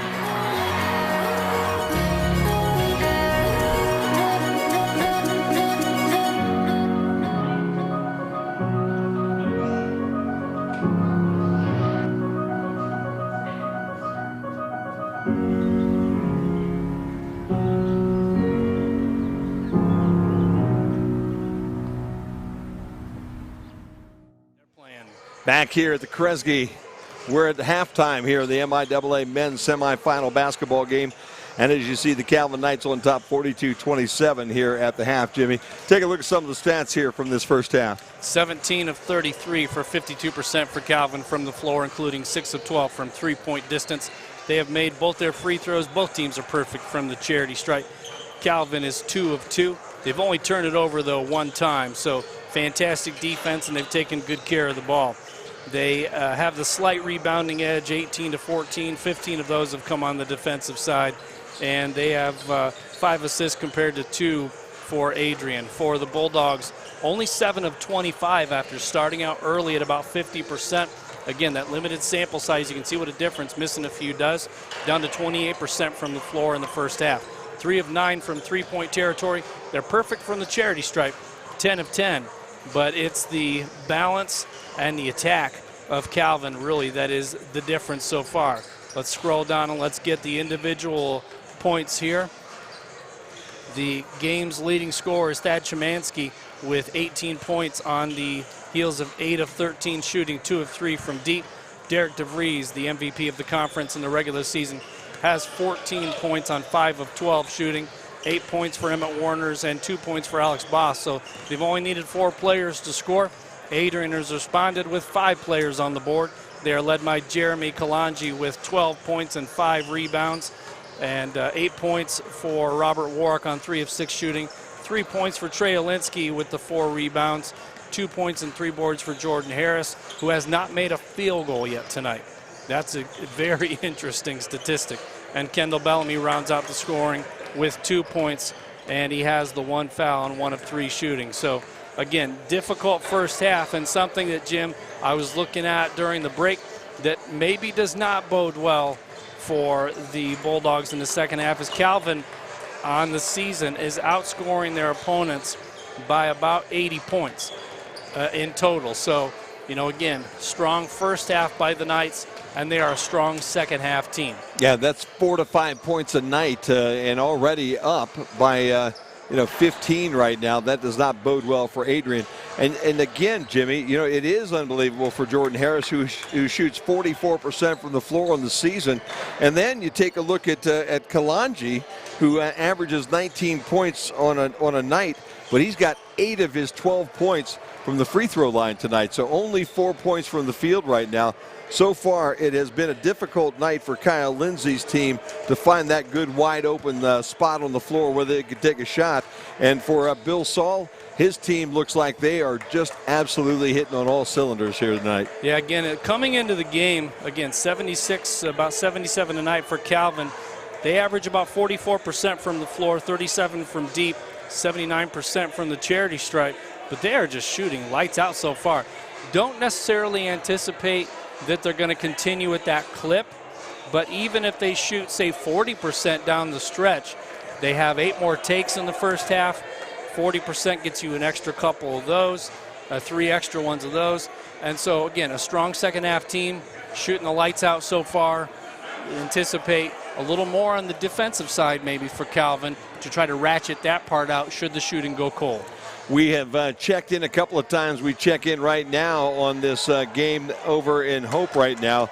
And the ladies from Tryon up 25-9 is what we had. And that's the 7.5 minutes to play here in that second quarter. So it does look like Tryon starting to run away from the Britons here. And obviously they'd like to have that third shot at the ladies from Hope. On their, even though they're going to have to play them at the Hope's home floor, I think Tryon and their ladies would like to have one more shot to maybe get that win against a team that has yet to have a blemish on that schedule this year. Our commissioner, who's gracious enough to join us at halftime, also pointed out, and she was right on the money about how well Tryon played Hope deep into that second half. Hope came out with the victory, but it was a hard-fought game, and it came really down to the last few minutes.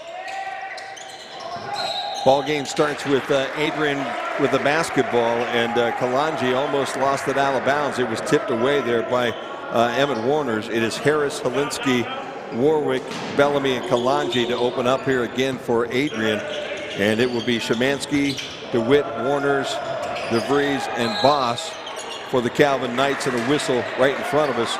And the foul will go against Emmett Warners. Warners did a nice job bodying up, getting the hand in the first time. That time maybe leaned a little bit too much and got the whistle. First foul of the afternoon for Warners here. And that was the only downside, I think, for Calvin in that first half. They got the bonus. They got in kind of early. But Adrian then made him pay for it a little bit. But more realistically, it kept Adrian in the game. Kalanji misses the three-point shot, but he's fouled. And he'll get a chance to go keep his perfect streak alive from the free throw line as Emmett Warners picks up his second foul here real quickly as he opens up the second half. Second in about 6 seconds or so. This one will lead to 3 free throws. And that's the one thing that Calvin can't afford. They started out strong on defense and got a little too close, a little too physical And this one's going to produce 3 free throw attempts. Kalanji stays perfect as he is now 9 for 9 from the charity line. He has 9 of their 11 free throws made in the first half plus here. First miss of the afternoon by anybody in a black and gold jersey, as Kalanji will get one more.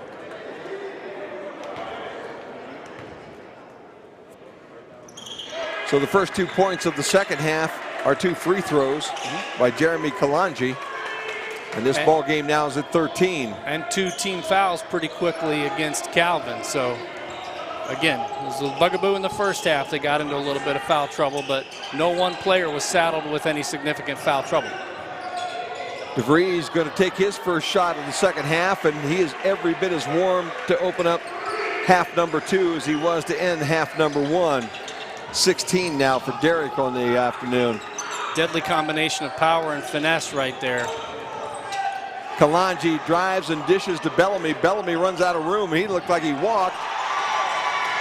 Able to slide that one up and in, where those feet kind of moved around like he was dancing down there underneath that rim there for a minute, Jim. Only thing I can think is they didn't call the walk because he didn't have clean possession of the ball. I think they tipped the ball away, and I think you're right. He was still fighting for that basketball, and that was the decision by the referees, I'm sure. DeVries working on Warwick. Fall back, no good, but he's fouled. Bellamy on the reach. Tried to double team.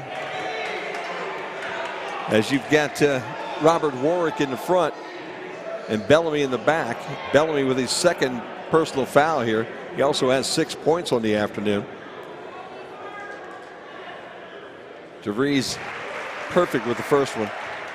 Only the 3rd free throw attempt for the Calvin Knights in the game.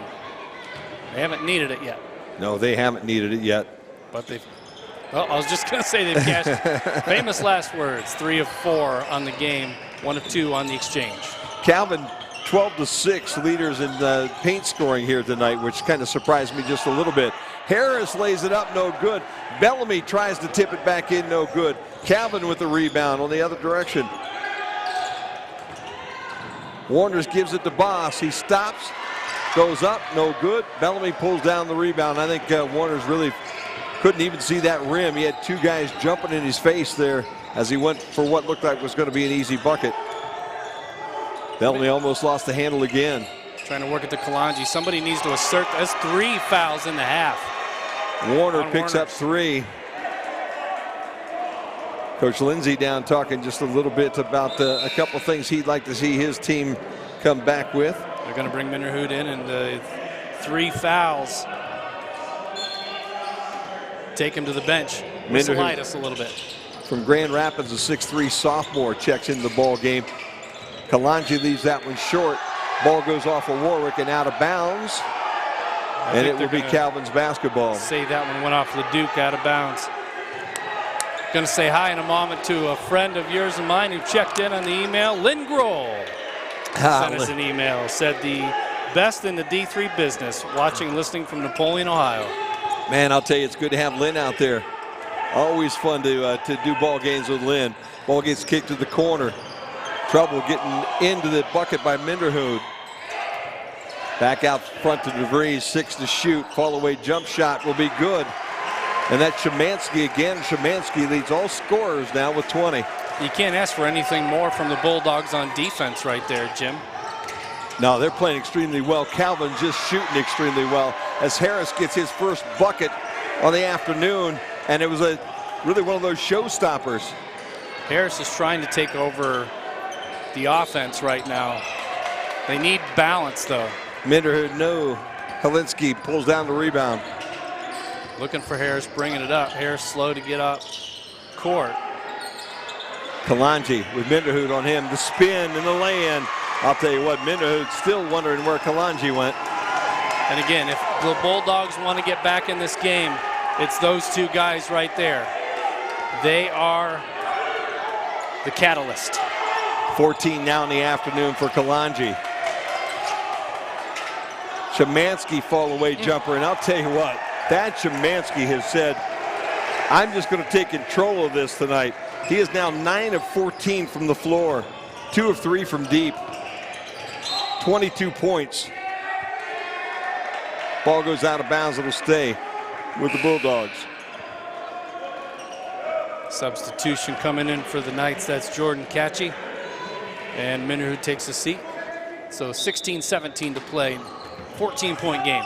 21 to shoot for the Bulldogs, but they need to get some points going. Kalanji battles his way to the rim and knocks it in. The importance of stopping right there to collect and be able to put the touch. I think if he's flying to the rim, it's going to be hard to put that soft touch on that shot. DeVries kind of pointing at the floor, looking for that pick. He gets it. Now he drives the lane, dishes to the corner. Bose back to DeVries, and he's fouled as he's trying to pass that ball out front. Coach Lindsay not happy with the call down here, but I think he's talking about to his player right now, wanting him to go straight up. I think we've got a TV timeout. We'll take the timeout with him. 49-37, a 12-point lead for the Calvin Knights on the MIAA Tournament Network. When I was your age, I was just like you, fascinated by stars.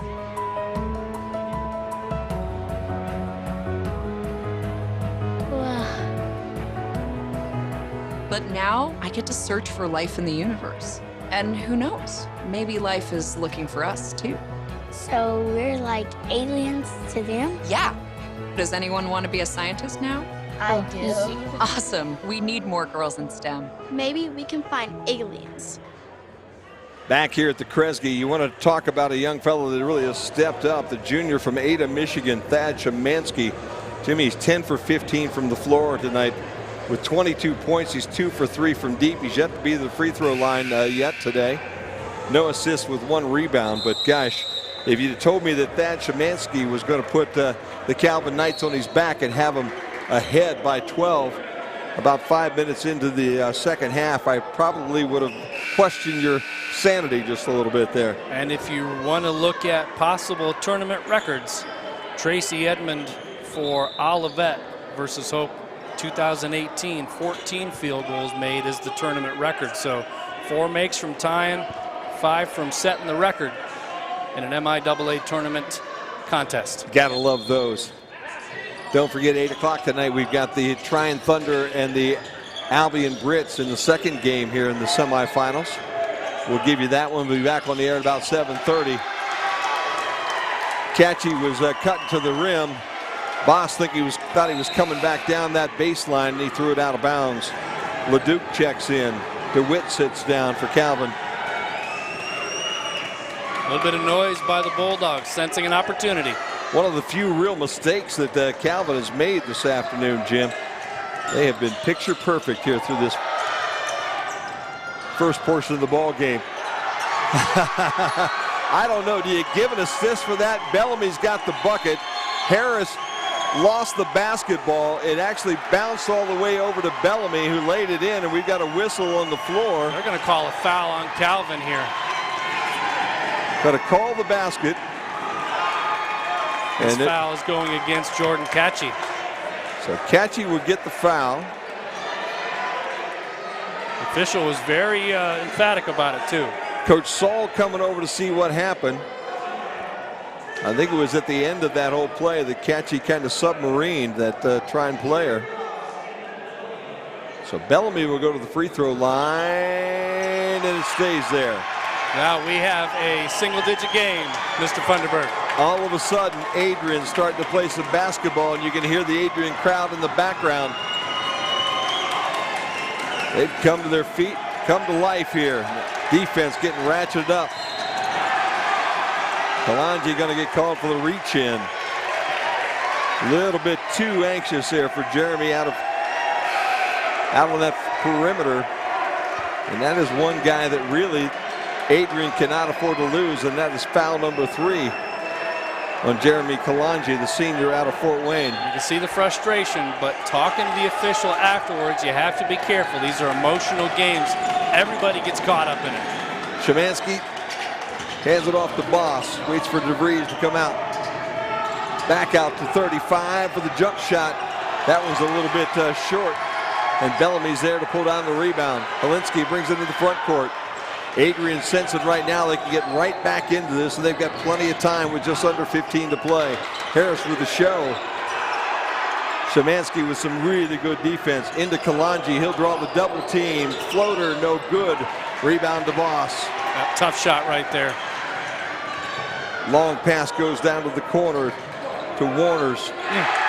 And the jump shot by Szymanski for his 24th point of the afternoon. Bucket by Harris, who runs the other direction, and he's got the foul. I'll tell you what, when Szymanski gets an open look, Jimmy, he doesn't miss too much. And he might want to double check the score on this one. I believe Calvin went from 49 to 52, but I'm almost positive I saw the official hold up 2 fingers on that make. I think they're going to get that one figured out. I think you're right. He was inside that arc, no doubt. So I think they're going to catch that number, I would believe. Here they come, coming over the score table right now to make that correction. You're right, Jim. The scoreboard here in the gym says 52. That was a 2-point shot, make it 51-39 with the free throws coming. And they have that corrected now. Good eye by the officials. Good eye by my old buddy Jimmy Bellamy. He's always on top of everything. And now I don't know exactly what they're talking about here. Things now have slowed down to a crawl as we... They had to stop play to fix the scoreboard issue. Coach Lindsay with some conversation. They're going to get a free throw here in just a minute. Because it's an and one. And I'm not exactly sure what the discussion is. Maybe time. We're about to find out. Webcast at albion.edu. If you want to send us a note and let us know where you're watching, who you're rooting for. Again, we'll do our best to say hi to you on the air, as we did with our friend Lynn Grohl from Black Swamp Touchdown Publications. There you go. Tell you what, if you're in Ohio and you want to know what's going on in high school football, that young fella can tell you. I think he's going to be part of the broadcasting crew next year for the Defiance College Yellow Jackets, and it'll be fun to see how that all plays out next year. Their coach Matt Sakis and his crew. So Harris with an opportunity here to make this a 3-point play, and he does. And with that, he cuts it to an 8-point lead. They're chipping away. Been a while since Calvin has hit a shot. We'll check on that here in just a minute. High screen. DeVries falls away and takes care of that one for me. It was all the way back at the 16, 15, let's go back, 14. They hadn't, it's been about 4 minutes since Calvin hit a bucket before DeVries hit that one on his way to the floor. And we have conversation going on at the other end. Nickel dimer on Boss. Bodying up, didn't like the call. And again, this is, everybody's going to get kind of swept into the emotion as this game continues to go down the stretch. So Helinski gets it right to Kalanji, who leaves it a little bit wide of the rim. Well, I'll tell you what, that young man has got a great first step to the basket, Jim. Tough to stop. He can get there in a hurry, the senior. Moving screen. Szymanski, about the only thing he's done wrong all afternoon.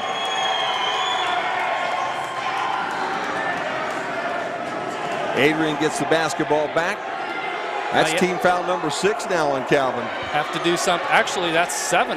That is 7. Just updated. Yep. But offensive foul doesn't mean shooting, but what it does mean is now the Bulldogs are in the bonus the rest of the half. And they've got almost 13 and a half minutes of that half. Helinski with a jump shot, a little too hard, but he gets his own rebound. DeVries reaches over the top. Gotta call that one. Over the top and grabbed his arm right there. Going for the strip, but got too much body. You see Helinski take the shot. Nobody boxes him out. He comes in and gets it, and now you watch the foul as DeVries goes right over the top of him and just kind of engulfs him. Got the arm. Michael Cipher writes in, says, thanks for providing a great webcast. Michael, thank you for watching. We appreciate it. First free throw is good, and it cuts the lead now back to 9. And Michael rooting for Calvin, for those of you keeping score at home. There you go. It's great to hear from the viewers out there. Second shot goes in and comes out. We talked about those soft rims. Not that time. I think you're going to get a little conversation with Trey Helinski if we tell him about those soft rims, Jimmy. Well, it did stay there. 9-point contest. Boston Szymanski into DeVries, the spin. He's got the bucket. He'll get another shot. I'll tell you what. You wonder why he's the player of the year, Jimmy? 6'5", and watch him make this move underneath on Bellamy. That move looks familiar for those of you who've tuned into Britain Sports Cast before. There's a player you'll see in game number 2, Big Q, who has that exact same kind of jump spin step. Tough to guard. Number 32 for all of you watching out there when we get to the second one. Ironic, isn't it? Yeah, Number it is. 32 is wearing the white jersey, just knocked down the and one. And again, just such great basketball being played here in the MIAA. Calvin back out by 12. Harris lost the bucket down in the around the circle. And we finally have a whistle and a jump ball called. And the arrow points towards Calvin. That one took a little while, Jim. That ball was down. Nobody had control of that one on the floor. Can't call a tie ball if nobody's tying it up. Waiting for the officials to make a call, but they were waiting for that basketball to find somebody's hands. Little full court press show right there by the Bulldogs, but they back off. Caleb Swick in the game, 21 for Adrian now. And he's got DeVries on this end. Harris almost with the steal and the runaway, but the ball goes out of bounds. If only the court were about 8 feet wider. Yeah, that's all you need. Then again, it would be in the bleachers if that was the case. He'd have a little lay-in at this point in time. DeVries backs into Swick. Now he gets the double team. Kicks it back out front. Jump shot's a little bit too hard by Warners. Still only 12. Lots of time and opportunity to cut into the lead. Kalanji puts it on the floor, takes 2 big steps and lays it off the glass. And it was only 2 steps, but it covered a lot of territory. He reminds me a lot of our good friend that checked in with us here, being able to make those big, long steps. That Grohl guy's got that long stride, just like Kalanji does. Got a foul on the floor, and that one is going against Swick. Crawfordsville, Indiana sophomore, 6'6". And he drew a really difficult assignment here in this second half as he came off that bench. Well, he won't be the only guy who guards him, though. The Bulldogs have really switched up who's been on him. At Warwick, as you said, Swick comes back out and finds him. Pull-up jump shot in the lane, no good. Ball tipped over to Kalanji from Warwick. And it's Adrian's basketball. They're going to have to start getting on fire here, Jimmy. They're going to make a couple shots to get back in this basketball game. It's a 10-point contest. Nice move by Robert Warwick. In amongst the trees, lays that ball in the box. And it's an 8-point contest again. Over pursuit on defense by Warner right there. Allowed him the left side to drive. 10 now for Warwick in the afternoon. Jump shot's a little bit too strong by DeVries. And the rebound comes off to Adrian. You wonder if fatigue might be an issue for the Bulldogs. Again, that game earlier this week. Would you rather rest or would you rather play? Harris all the way with the right hand. It won't stay home, but Swick's there with a rebound. That was an open look right there for 3. Warwick thought about taking it. He hits 3 out of 36% on the year. That's staying. Ball gets tipped out by Boss. Looked like Swick was close to it, but he didn't touch it. And with that, we've got a timeout, a TV timeout. 11:04 to play. 56-48. Adrian on top as we step away from basketball here at the Kresge.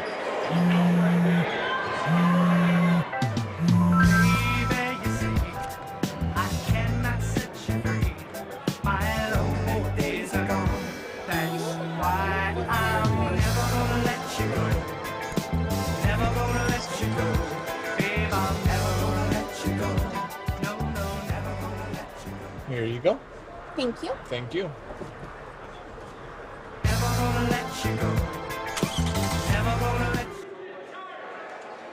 Back here at the Kresge with 11:04 to play in this basketball game, and Jim, people are talking. Calvin, Nathan, and Eli are watching from Grand Rapids, Michigan. Say, heck of a game so far. Go Knights. And also Del, Vicky, Don, and Deb enjoying the webcast, rooting for Calvin from Holiday, Florida. Oh, there you go. Can't say I'm familiar with exactly where in the state Holiday, Florida is. I'll throw it in my Google machine, I suppose. but hopefully you are enjoying what I would have to imagine is some pretty nice weather down there today. I've got a feeling that they didn't fight the snow drifts that we fought coming up here this afternoon. I think you're right. I'm going to go out on a limb and say they probably did not fight the snow that we did today. Talk to us at webcast@albion.edu. Love to hear from you. 11:04 as the Bulldogs put this basketball into play. Swick back to Kalanji. Off the glass, too hard. Ball gets tipped out of bounds, though, by Emmett Warners from Calvin. Couldn't pull down the rebound. That was kind of a tough one, though. Yeah, problem is right now, though, Jim, is you have 5 guys on the floor and only one guy looks like he's poised to take that ball to the hole. You need balance and scoring. Got to have some other folks like this young man right there. Harris for 3, no good. Rebound comes off the boss for Calvin. Well defended shot right there. DeVries to DeWitt, then back to DeWitt, but it's too strong, and it goes into the Calvin bench. Almost could have got DeVries for a charge right there as he went right at Swick. But Swick didn't take the flop. And it's an 8-point lead with the Bulldogs still trying to chip away. 10:40 to play. Both teams cold a little bit now. Harris too hard, and the rebound comes off the boss. Probably wondering where the foul was right there. Got hit on the left hand, but no call. They're letting him play. Alex Boss into the lane, too strong. Fights for the rebound, no good. Ball comes out and is corralled by Robert Warwick. Then stripped away. Boss waiting for the basketball under the bucket, but they didn't see him back there. Works the baseline. Did he step out of bounds? I think he did. Yep. And it washed out what would have been a charge right there, and that's of no consequence to Jordan Harris, who just caught a knee, as you'll see in the replay, right in the upper chest. Check this out on the finish. Coaches love it. I don't know how players feel about it. I know you take one for the team, as they say right there. Tough young fella out of Indianapolis, a junior. Behind his back. Open 3, got to hit it. Kicks into the corner. I think that might have been blocked. Walensky on the block right there, Jim. Or Warner, sorry. Warner with a nice hand there to knock that one away, because that was wide open. Just maybe took a little too long to pull the trigger. Foul on the other end by Robert Warwick. And now all of a sudden these fouls starting to even themselves up again, Jim. Chris Van Eerden from Holland, Michigan checks in, says enjoying the live stream and your play-by-play from Holland. Her daughter Jordan is there watching her boyfriend Alex Boss. Ah, there you go. So we got a little bit of an inside scoop right there too.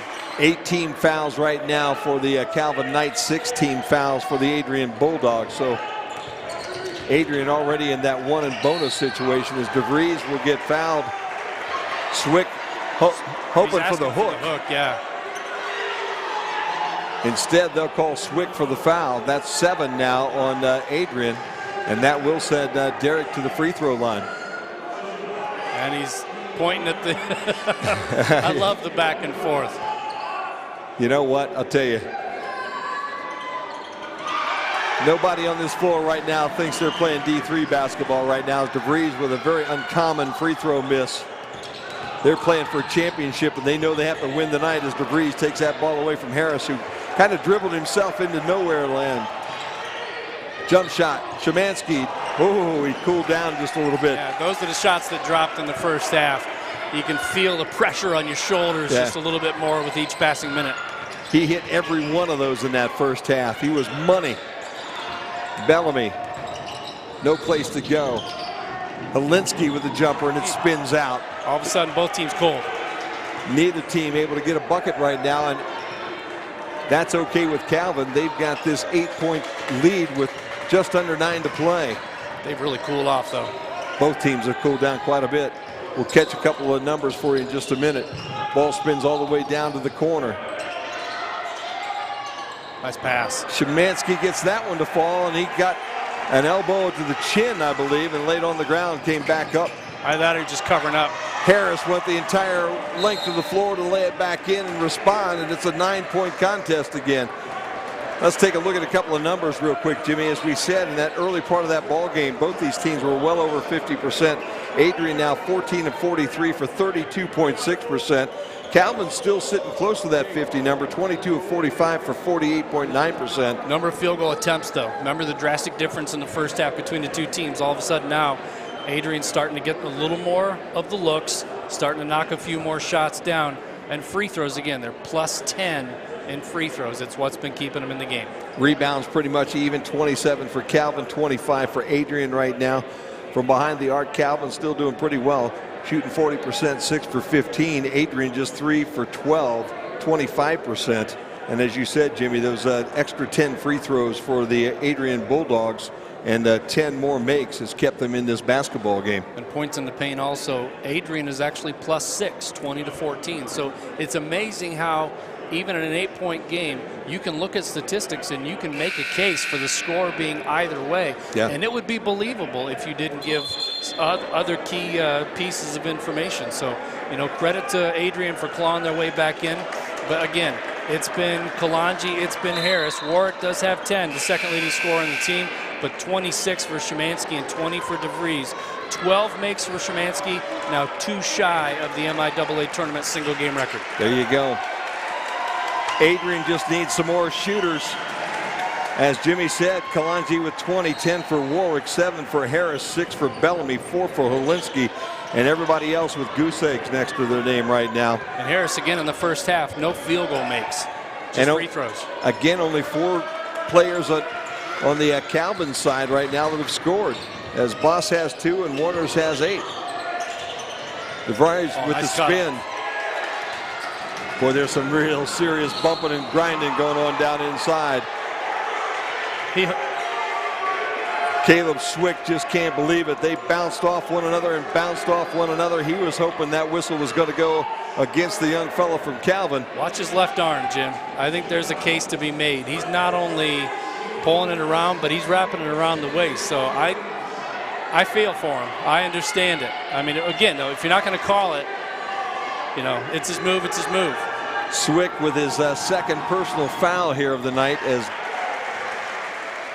Derek hits that first free throw. He missed his last 2 attempts. Very uncharacteristic for this young fella. Yeah, but he's money down the stretch. 23 going on possibly 24. And he gets it. Both free throws fall and it becomes a 10-point contest again. DeVries will take a seat. You can probably sit him a couple minutes here because between that and the timeouts, that could be 4 to 5 minutes of real time that he could be taking a breather, getting a drink. Catchy checks in for DeVries, who will get that spell here for a minute or 2.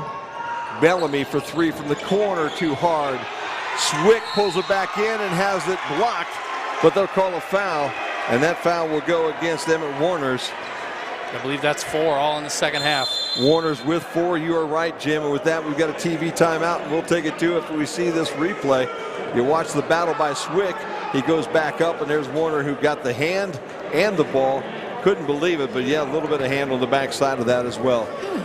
Maybe you can make retirement happen. After all, you made her college years happen. Opening that education savings account when she was little. Spearheading a campus tour. And another, and another, and another, and another. Bam! Deciphering financial aid. She was like, what? But now she's like, you aced planning for college. Now get the tips you need to get on track at aceyourretirement.org. Back here at the Kresge Center on the campus of Albion College as we're at the semifinals, the opening game here of the afternoon into the evening tonight. Second ball game tonight will be the Albion Britons and the Trine Thunder, and that game will start about 8 o'clock tonight. We'll have pregame at about 7:30.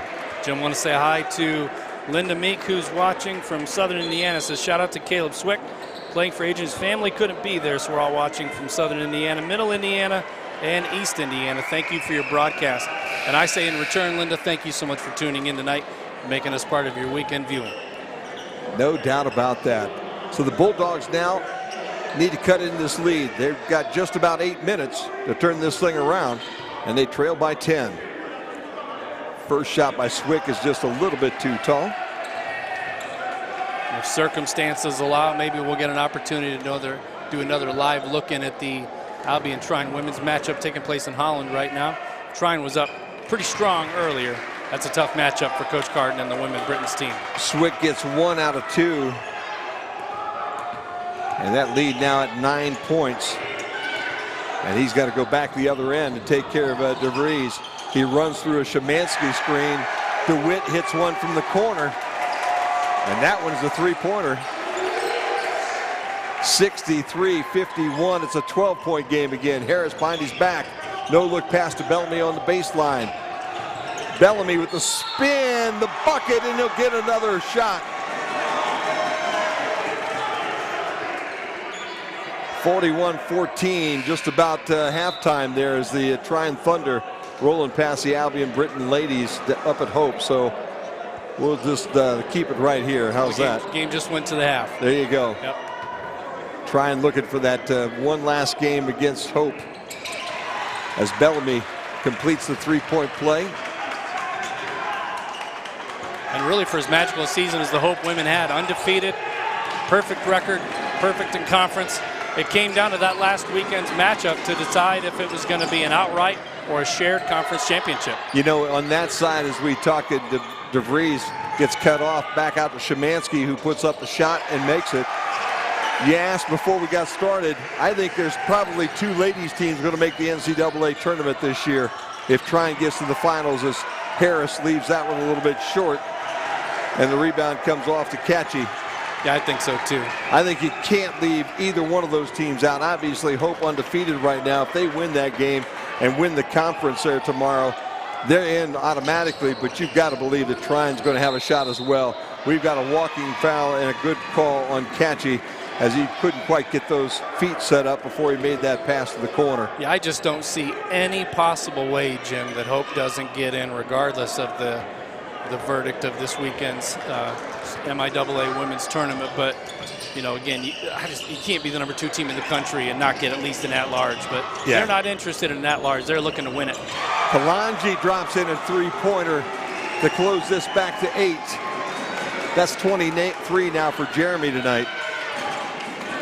What a basketball game. We knew it was going to be a good one, Jim. Yeah. We figured we're going to have 2 good ones tonight and a good one tomorrow night, as these 4 teams are pretty equally matched. Szymanski comes out to get it. Loud crowd here, and it's going to get even louder before the evening's over.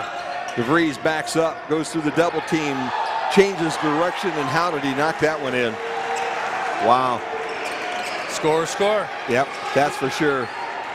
And that's what Derek has done all 4 years. Ball gets turned over. Calvin almost lost it. Szymanski picks it back up, gives it to DeVries, who'll bring it to the front court. And he attacks immediately. Won't get the bucket. Staying on the floor, but both teams in the bonus, so DeVries will go to the line regardless. That'll be the 9th team foul against the Bulldogs. 4 fouls going against Swick. Warner's going to check back in along with LeDuc for Calvin. One more, and both these teams are in the double bonus for the rest of the night. Adrian's already there. And DeVries is perfect from the free throw line. 11-point edge, 68-57. 27 on the night for DeVries. 5:40 to play here in the second half. Szymanski, though, has 28 already. He still leads all scorers. Now they're tied.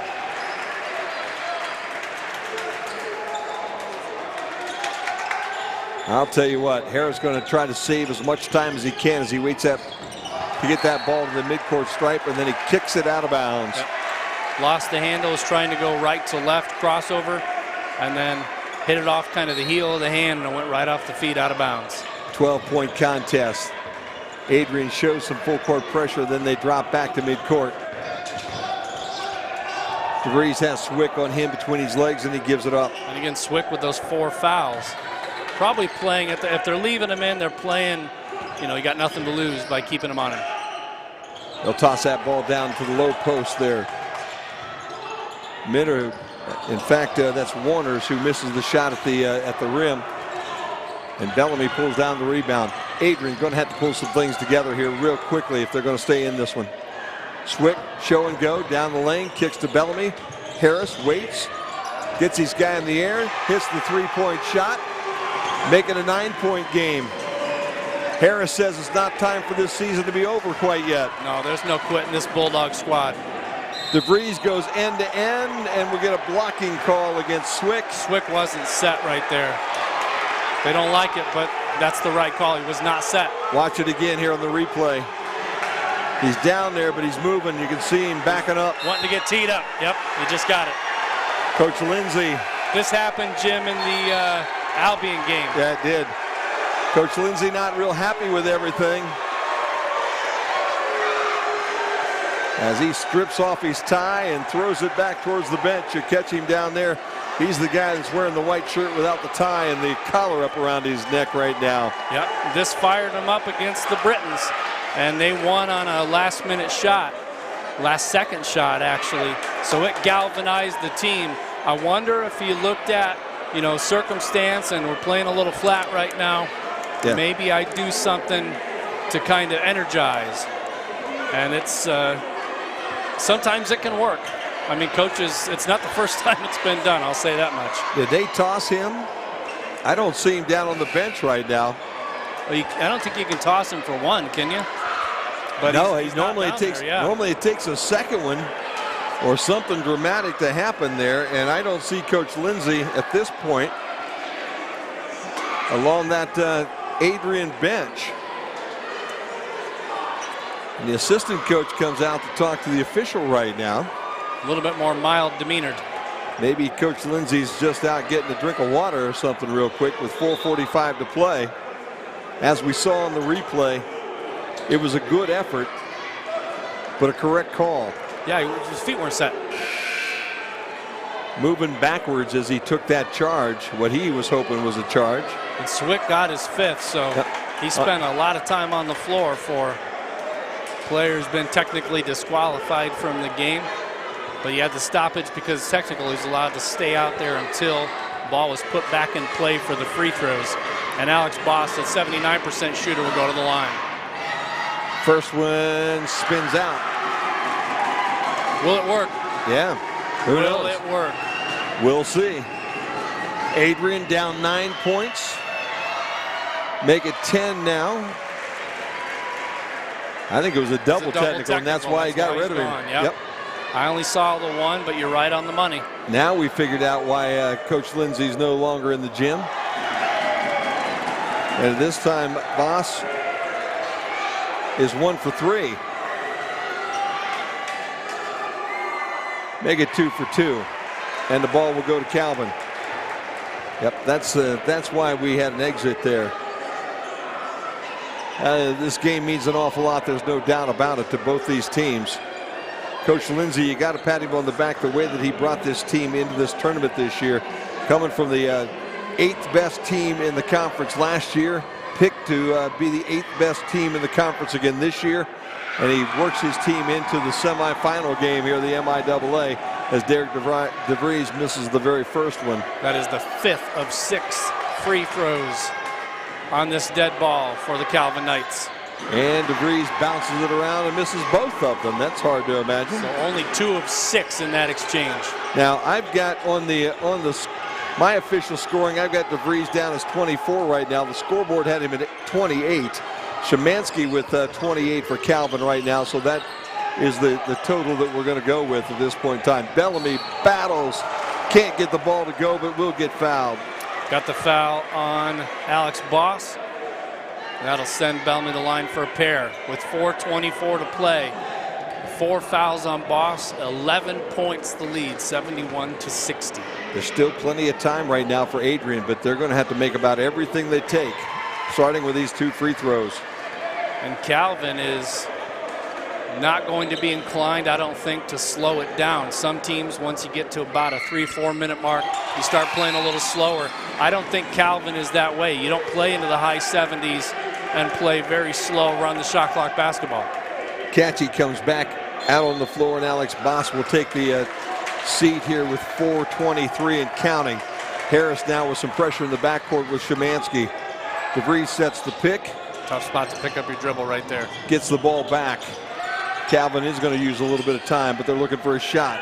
Kicks it to the other side. DeWitt will take the 3. No good. Harris battles for the basketball and comes up with it. Got to have a make here. Polinsky bounces it into Bellamy. Spin. Floater. 2.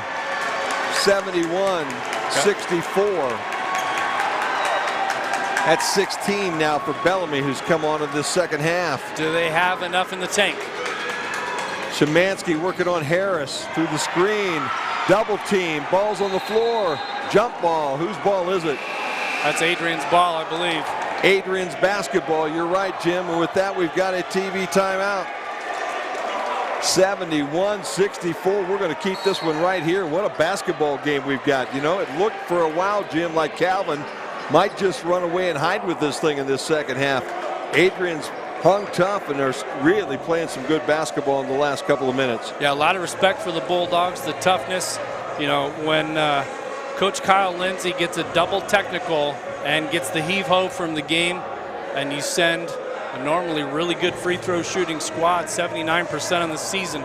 Calvin the line for 6 free throws, only to come away with 2 of those. Those 4 points, again, it would make it a double-digit game again. And if you keep it at singles, Adrian's really starting to get fired up.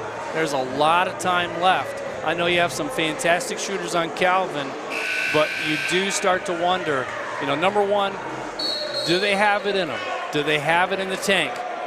You know, is fatigue setting in? And number two, is Calvin going to start to heat up again and knock down a couple of big shots? Because 7 points, 3 possessions, you know, they convert on maybe 3 or 4 possessions down the stretch. That might be enough. So Adrian's going to have to really start playing some intense defense. But both teams in a double bonus, so you can't be too aggressive on the defensive side. Kalanji with 23 for Adrian now. Bellamy with 13. Harris with 10. Warwick with 10. 28 for Szymanski. 24 for DeVries. 8 for Warners. 6 for Boss on the Calvin side. All the way to the rim. Ball gets blocked away, and DeVries comes out of the pile with it. And Kalanji had an opportunity. Just too many white shirts in very good positions on that end. 2 players up for the block right there. Great defense by Calvin. DeVries will bring it back out and they'll work the clock. 14 to shoot. Down the lane, kicks it back outside. Boss with a 3, no good. Rebound tipped away, but it's Adrian comes up with the basketball, and that's Helinski looking for help. Warwick comes out. He's trying to get the ball to Harris right there, and really almost cost his team a turnover. Kalanji in the double team. He'll get the bucket. He'll get the foul. And just like this, it's a 5-point game. Maybe going to 4. That foul's on Boss.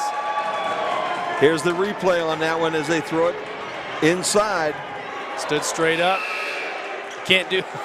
What more can you ask on defense? I don't know. That's a tough one. That could have gone either direction on that call. But you lean in just a little and get a little contact. And he was able to kiss it off the glass for an and-one opportunity. And like you said, a chance to make it a 4-point game and a timeout on the floor. We'll take a timeout too. 2:44 to play in the ball game. It's a 5-point contest with Calvin on top on the MIAA Tournament Network. Maybe you can make retirement happen. After all, you made her college years happen. Opening that education savings account when she was little. Spearheading a campus tour. And another, and another, and another, and another. Bam! Deciphering financial aid. She was like, what? But now she's like, you aced planning for college. Now get the tips you need to get on track at aceyourretirement.org. Let's reset it for you. There's a whole lot of folks here from Calvin. There's a whole lot of folks here from Adrian.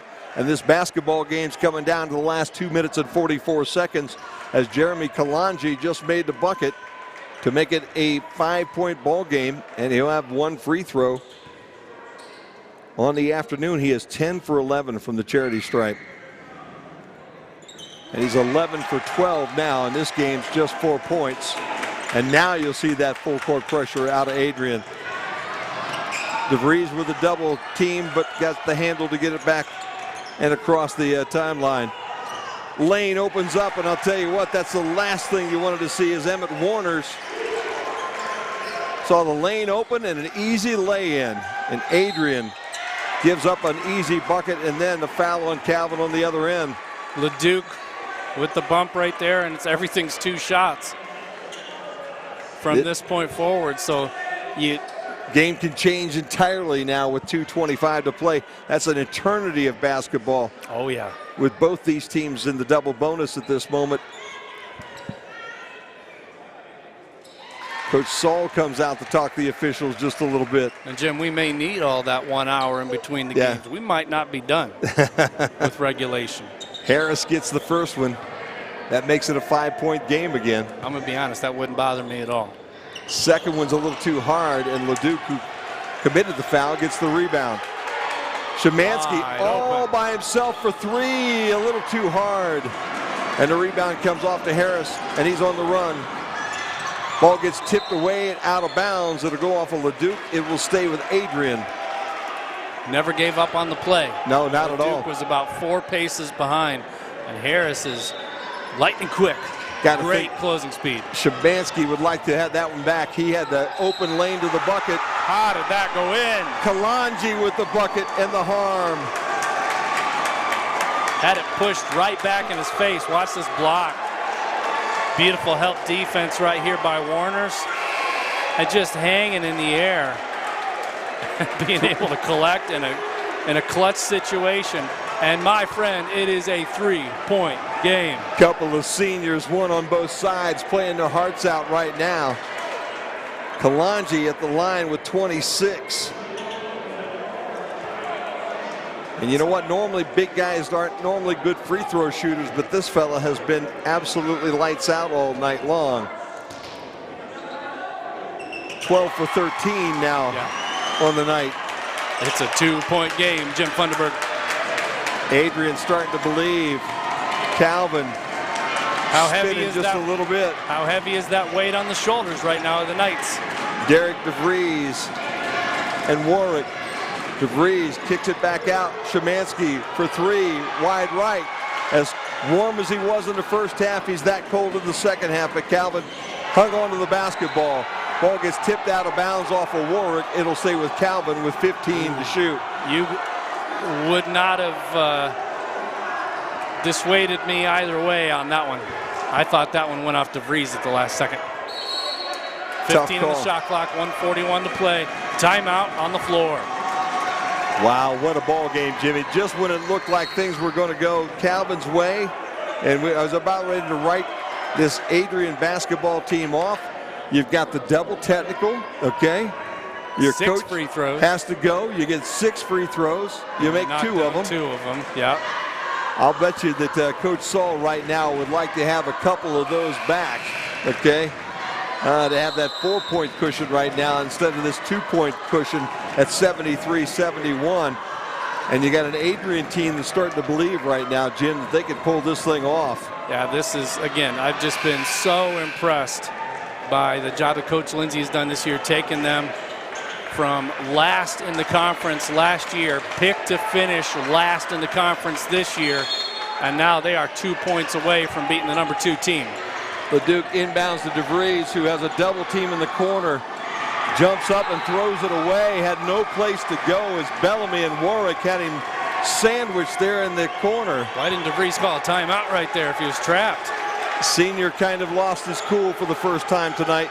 He's had kind of a rough second half as well, as all these Calvin players here in the last few minutes. The feed to Bellamy on the low block ties it up. 73 all.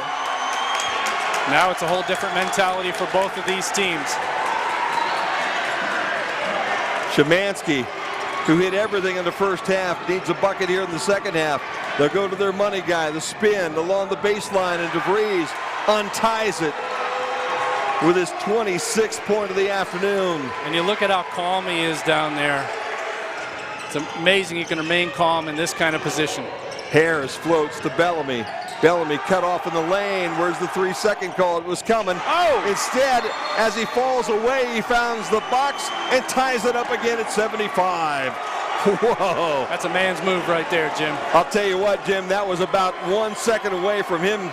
1001, 1002, 1003. Yeah, maybe a little long in that lane, but we're running a little slow motion too. What do you and I always say though when we watch these games? Yeah. We want the game decided by the players on the floor, not the officials. And the officials in that case, you know, yeah, it probably was about 4 seconds in the paint. It was close. But you know, you love to see, in that case, you want to see the players decide the contest. And hats off the officials, because there have been some moments in this game. You recall the first half, had to pull a couple players apart and have a couple different times talking to them. But they have done a really good job throughout this game, despite 20 total fouls being called in the second half.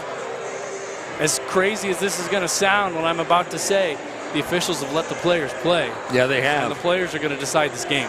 Jimmy, if you go back to the 5:44 mark of this basketball game, it was 67-54 Calvin. Okay? And since that time, the Calvin Knights have only scored 8 points. 21-8. Yeah. So again, you look at the situation for both of these teams. Calvin coasting, shooting the lights out of the gym, looking as comfortable as any team has looked. And now the tension starts to build. Adrian walking out, shoulders firm back, heads held high. All of a sudden, what little bit might have been left in the tank gets replenished with that second wind.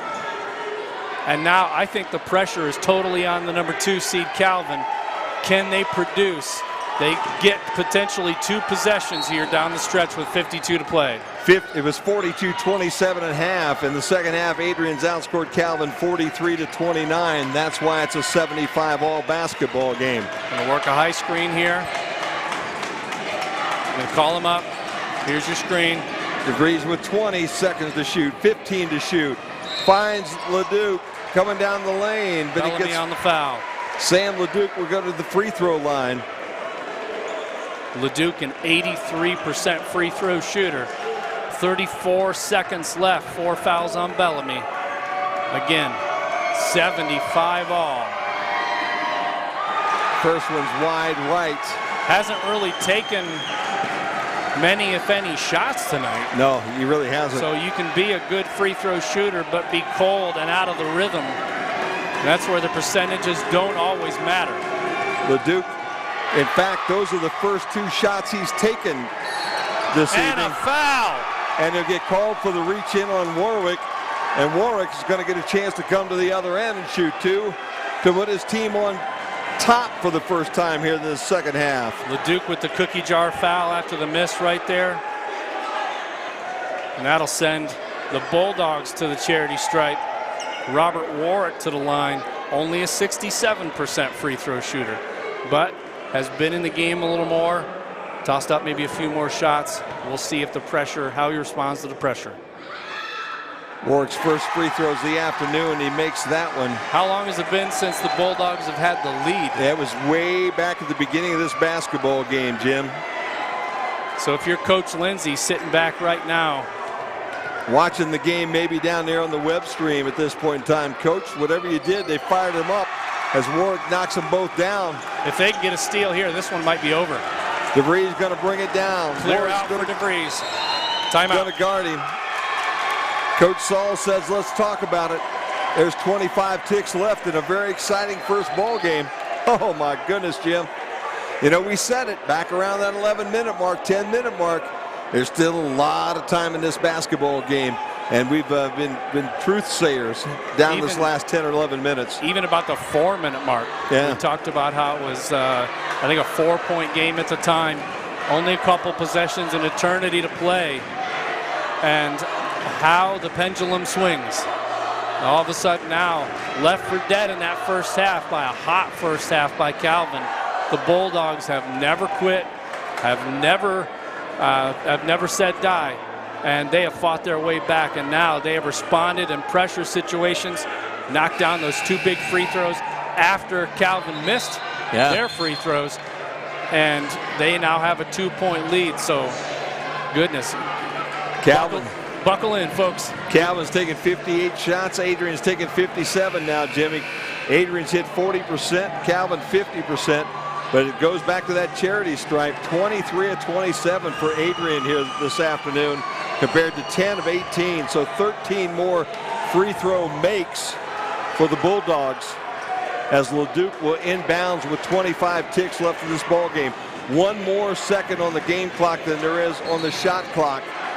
Tell the bench to have a seat. And Jim, call your play right now. 2, 3, or just best shot. Oh, man, I'll tell you what. The best shot, you need a bucket right here. You got to tie it.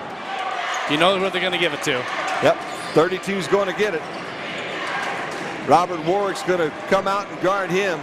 To fight through the double team to Szymanski. Warwick with the steal. It's and over. The run out and the lay-in for the win.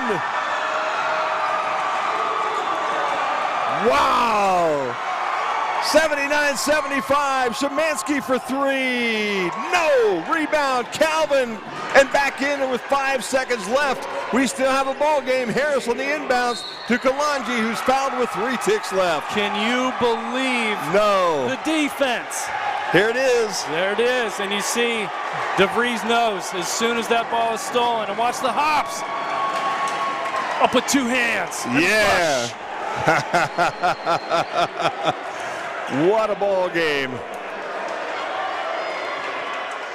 Kalanji, who's just made a living at the free throw line this afternoon. 1 for the tie, 2 for the win. Misses this one. You got to get this one here because they have time to get this ball up court. Kalanji now is 12 for 14 from the free throw line. And he makes the second one. It's a 3-point contest. A timeout called by Coach Saul. Best they can do is tie, though. That's why you just got the substitution. Yep, that's all it was. No timeout. Timeout Adrian instead. Adrian. They were going to double DeVries on that inbounds right there. So they're going to force someone else to beat you.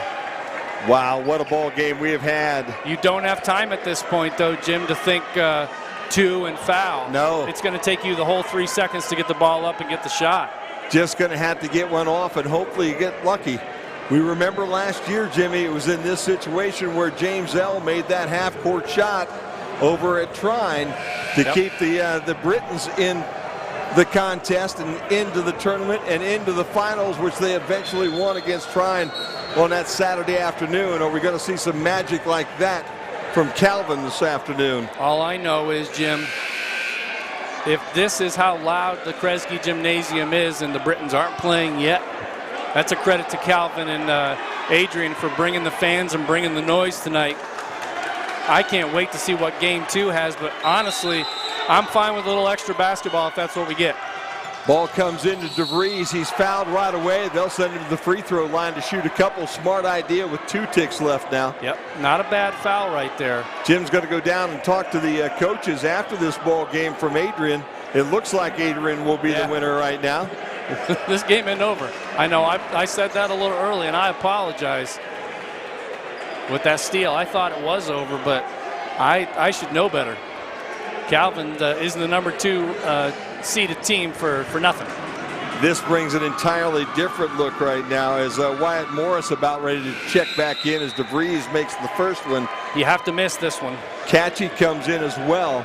So you getting your bigs in. Wyatt Morris comes in. You have Bellamy down there. You got to block out the shooter. Somebody absolutely has to block out DeVries because he has to miss this shot. Got to be a scrum and a putback. He's got the ball. He lost the ball. Warwick took it away from him again. We've got a whistle, I think, and a foul on DeVries, maybe. Or is the game over? The game's over. Wow, what a basketball game. 80-78.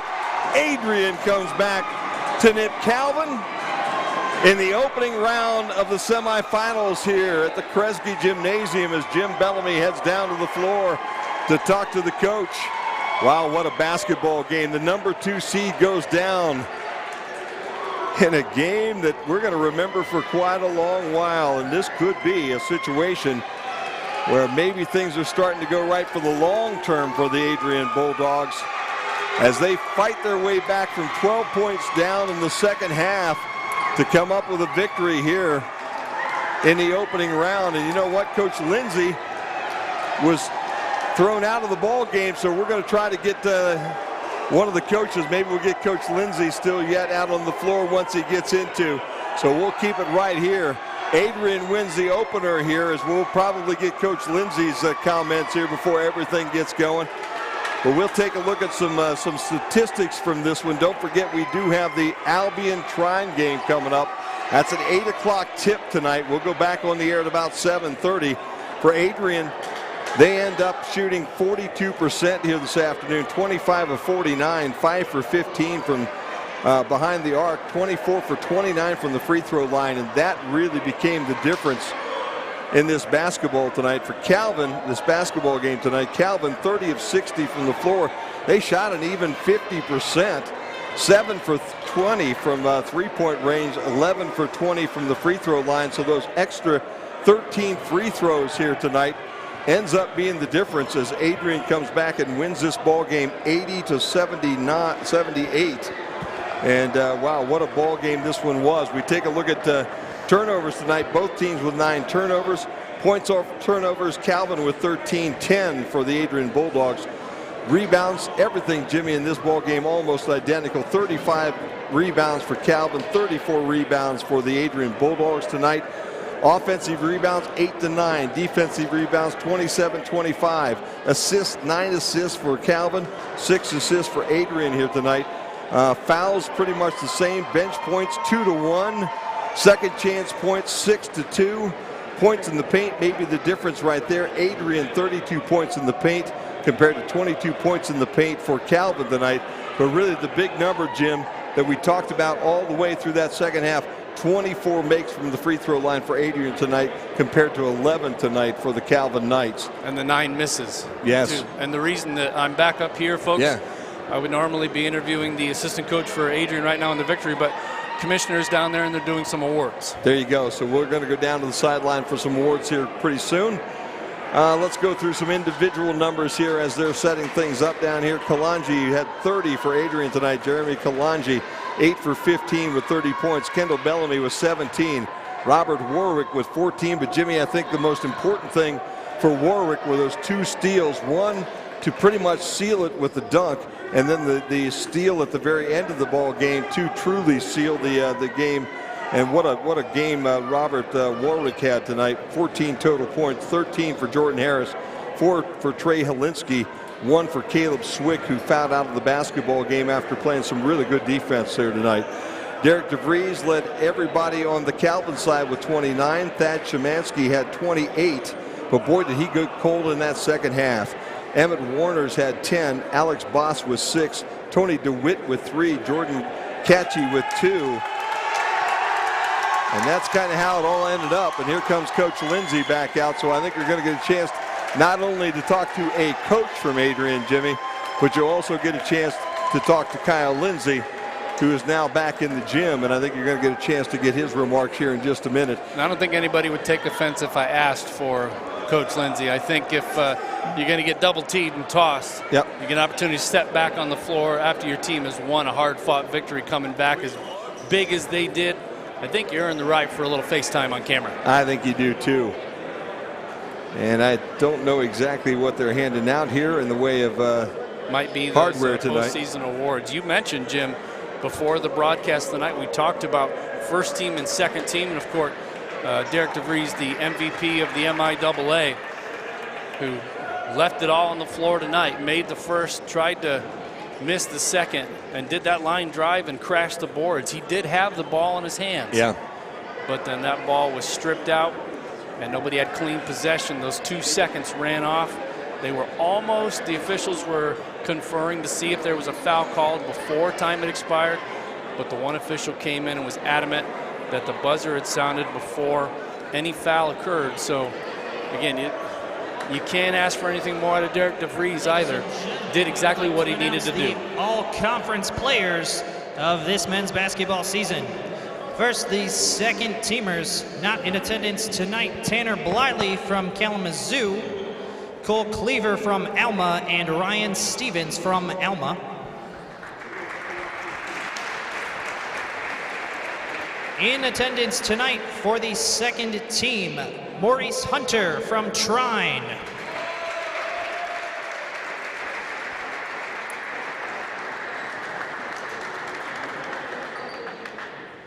Jeremy Kalanji from Adrian.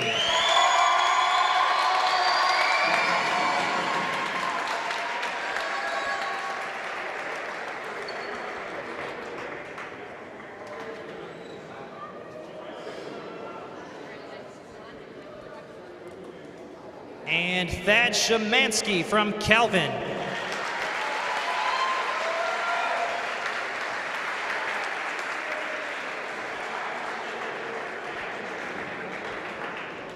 And for your first team all-conference, not in attendance tonight from Hope, Preston Granger. From Trine, Langston Johnson.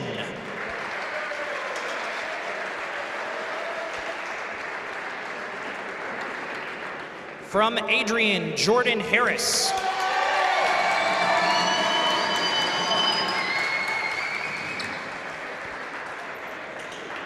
From Albion, Caden Ebling.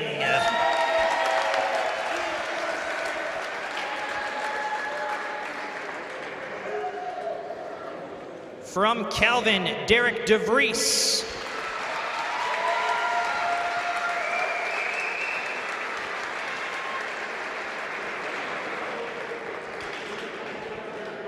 And from Albion, James L. Davis.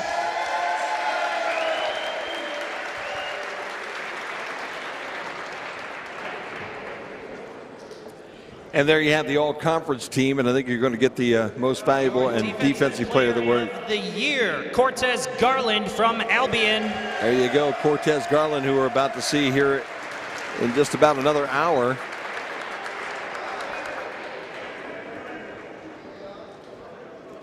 And your most valuable player this year from Calvin, Derek DeVries. And you take a look at Derek DeVries' face right now, and you can tell he'll give you the trophy back. Folks, if you please put give us a big round of applause for these young men. If you put a couple more points on the Calvin side of the ledger here tonight, he'd give you both those pieces of hardware back and make it all right, but he doesn't get that opportunity. So with that, we're going to get Jim Bellamy down with the coach, I believe. Going to have to get down and get him in a hurry here as they're going to the locker room pretty quick.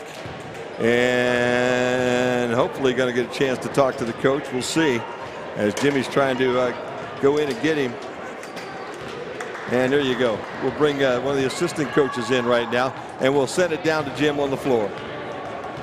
Coach, an unorthodox way to come back in that second half with Coach Lindsay getting a double T and getting tossed. What was the emotion on the sideline at that point in the game? Yeah, no, I mean, we were in a tough spot at that situation, and, you know, credit to Coach Lindsay. He lit the fire that got our guys going. And then from that point on, it's nothing X's and O's wise. It's just about fighting and determination. Our guys stepped up and made plays when they needed to, and, you know, I thought Kendall Bellamy down the stretch was absolutely huge for us, and his presence inside really changed and altered the game in the last 2 minutes. And we wondered aloud during the broadcast how much the guys had left in the tank the last 4 minutes, but you just never really felt like the Bulldogs were out of it. There's a lot of fight in that team. Yeah, no, our guys, you know, we play Jordan Harris 40 minutes a game, so, you know, our guys are used to that, and we like to think our preseason and our conditioning prepare us for these moments. And, you know, at the end of the day, thank God we got some media timeouts that allows us to rest our guys a little bit more than we usually do. But like I said, at the end of the day, we've got guys in there that fight and don't quit, and that's what we're doing here at Adrian. We're trying to build something like that, and with the guys that we got this year, and we have another great recruiting class coming up, and with those guys, anything's possible. Picked to finish last in the conference preseason. Has to be pretty satisfying to know you're 1 win away from the NCAA tournament. Yeah, no, that was definitely bulletin board material. We put it up everywhere. But at the end of the day, you know, we don't really care what anyone else says. We know who we are and what we believe in. And long story short, you know, our guys, whether being there picked 8th or picked 1st, they're going to go into every single game like they're the underdog. Last question for you, Coach, before I let you get out and celebrate with your guys. 3 games in a week. It does tax the conditioning, but I think if anybody can do it, it's these young men from Adrian.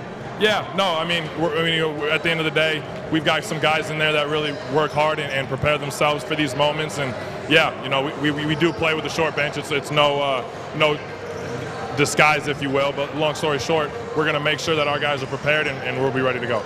Congratulations and good luck tomorrow night. Thank you. Coach Aaron Tickness, the assistant coach from Adrian, giving us some thoughts here as we wrap things up in this first broadcast. The Adrian Bulldogs will move on to the championship round tomorrow night as they knock out the number 2 Calvin Knights 80-78 here in the MIAA basketball tournament network tonight. We're going to step away for about a half an hour. The next tip is at about 8 o'clock. We'll be back on the air at about 7:30 here on the MIAA network.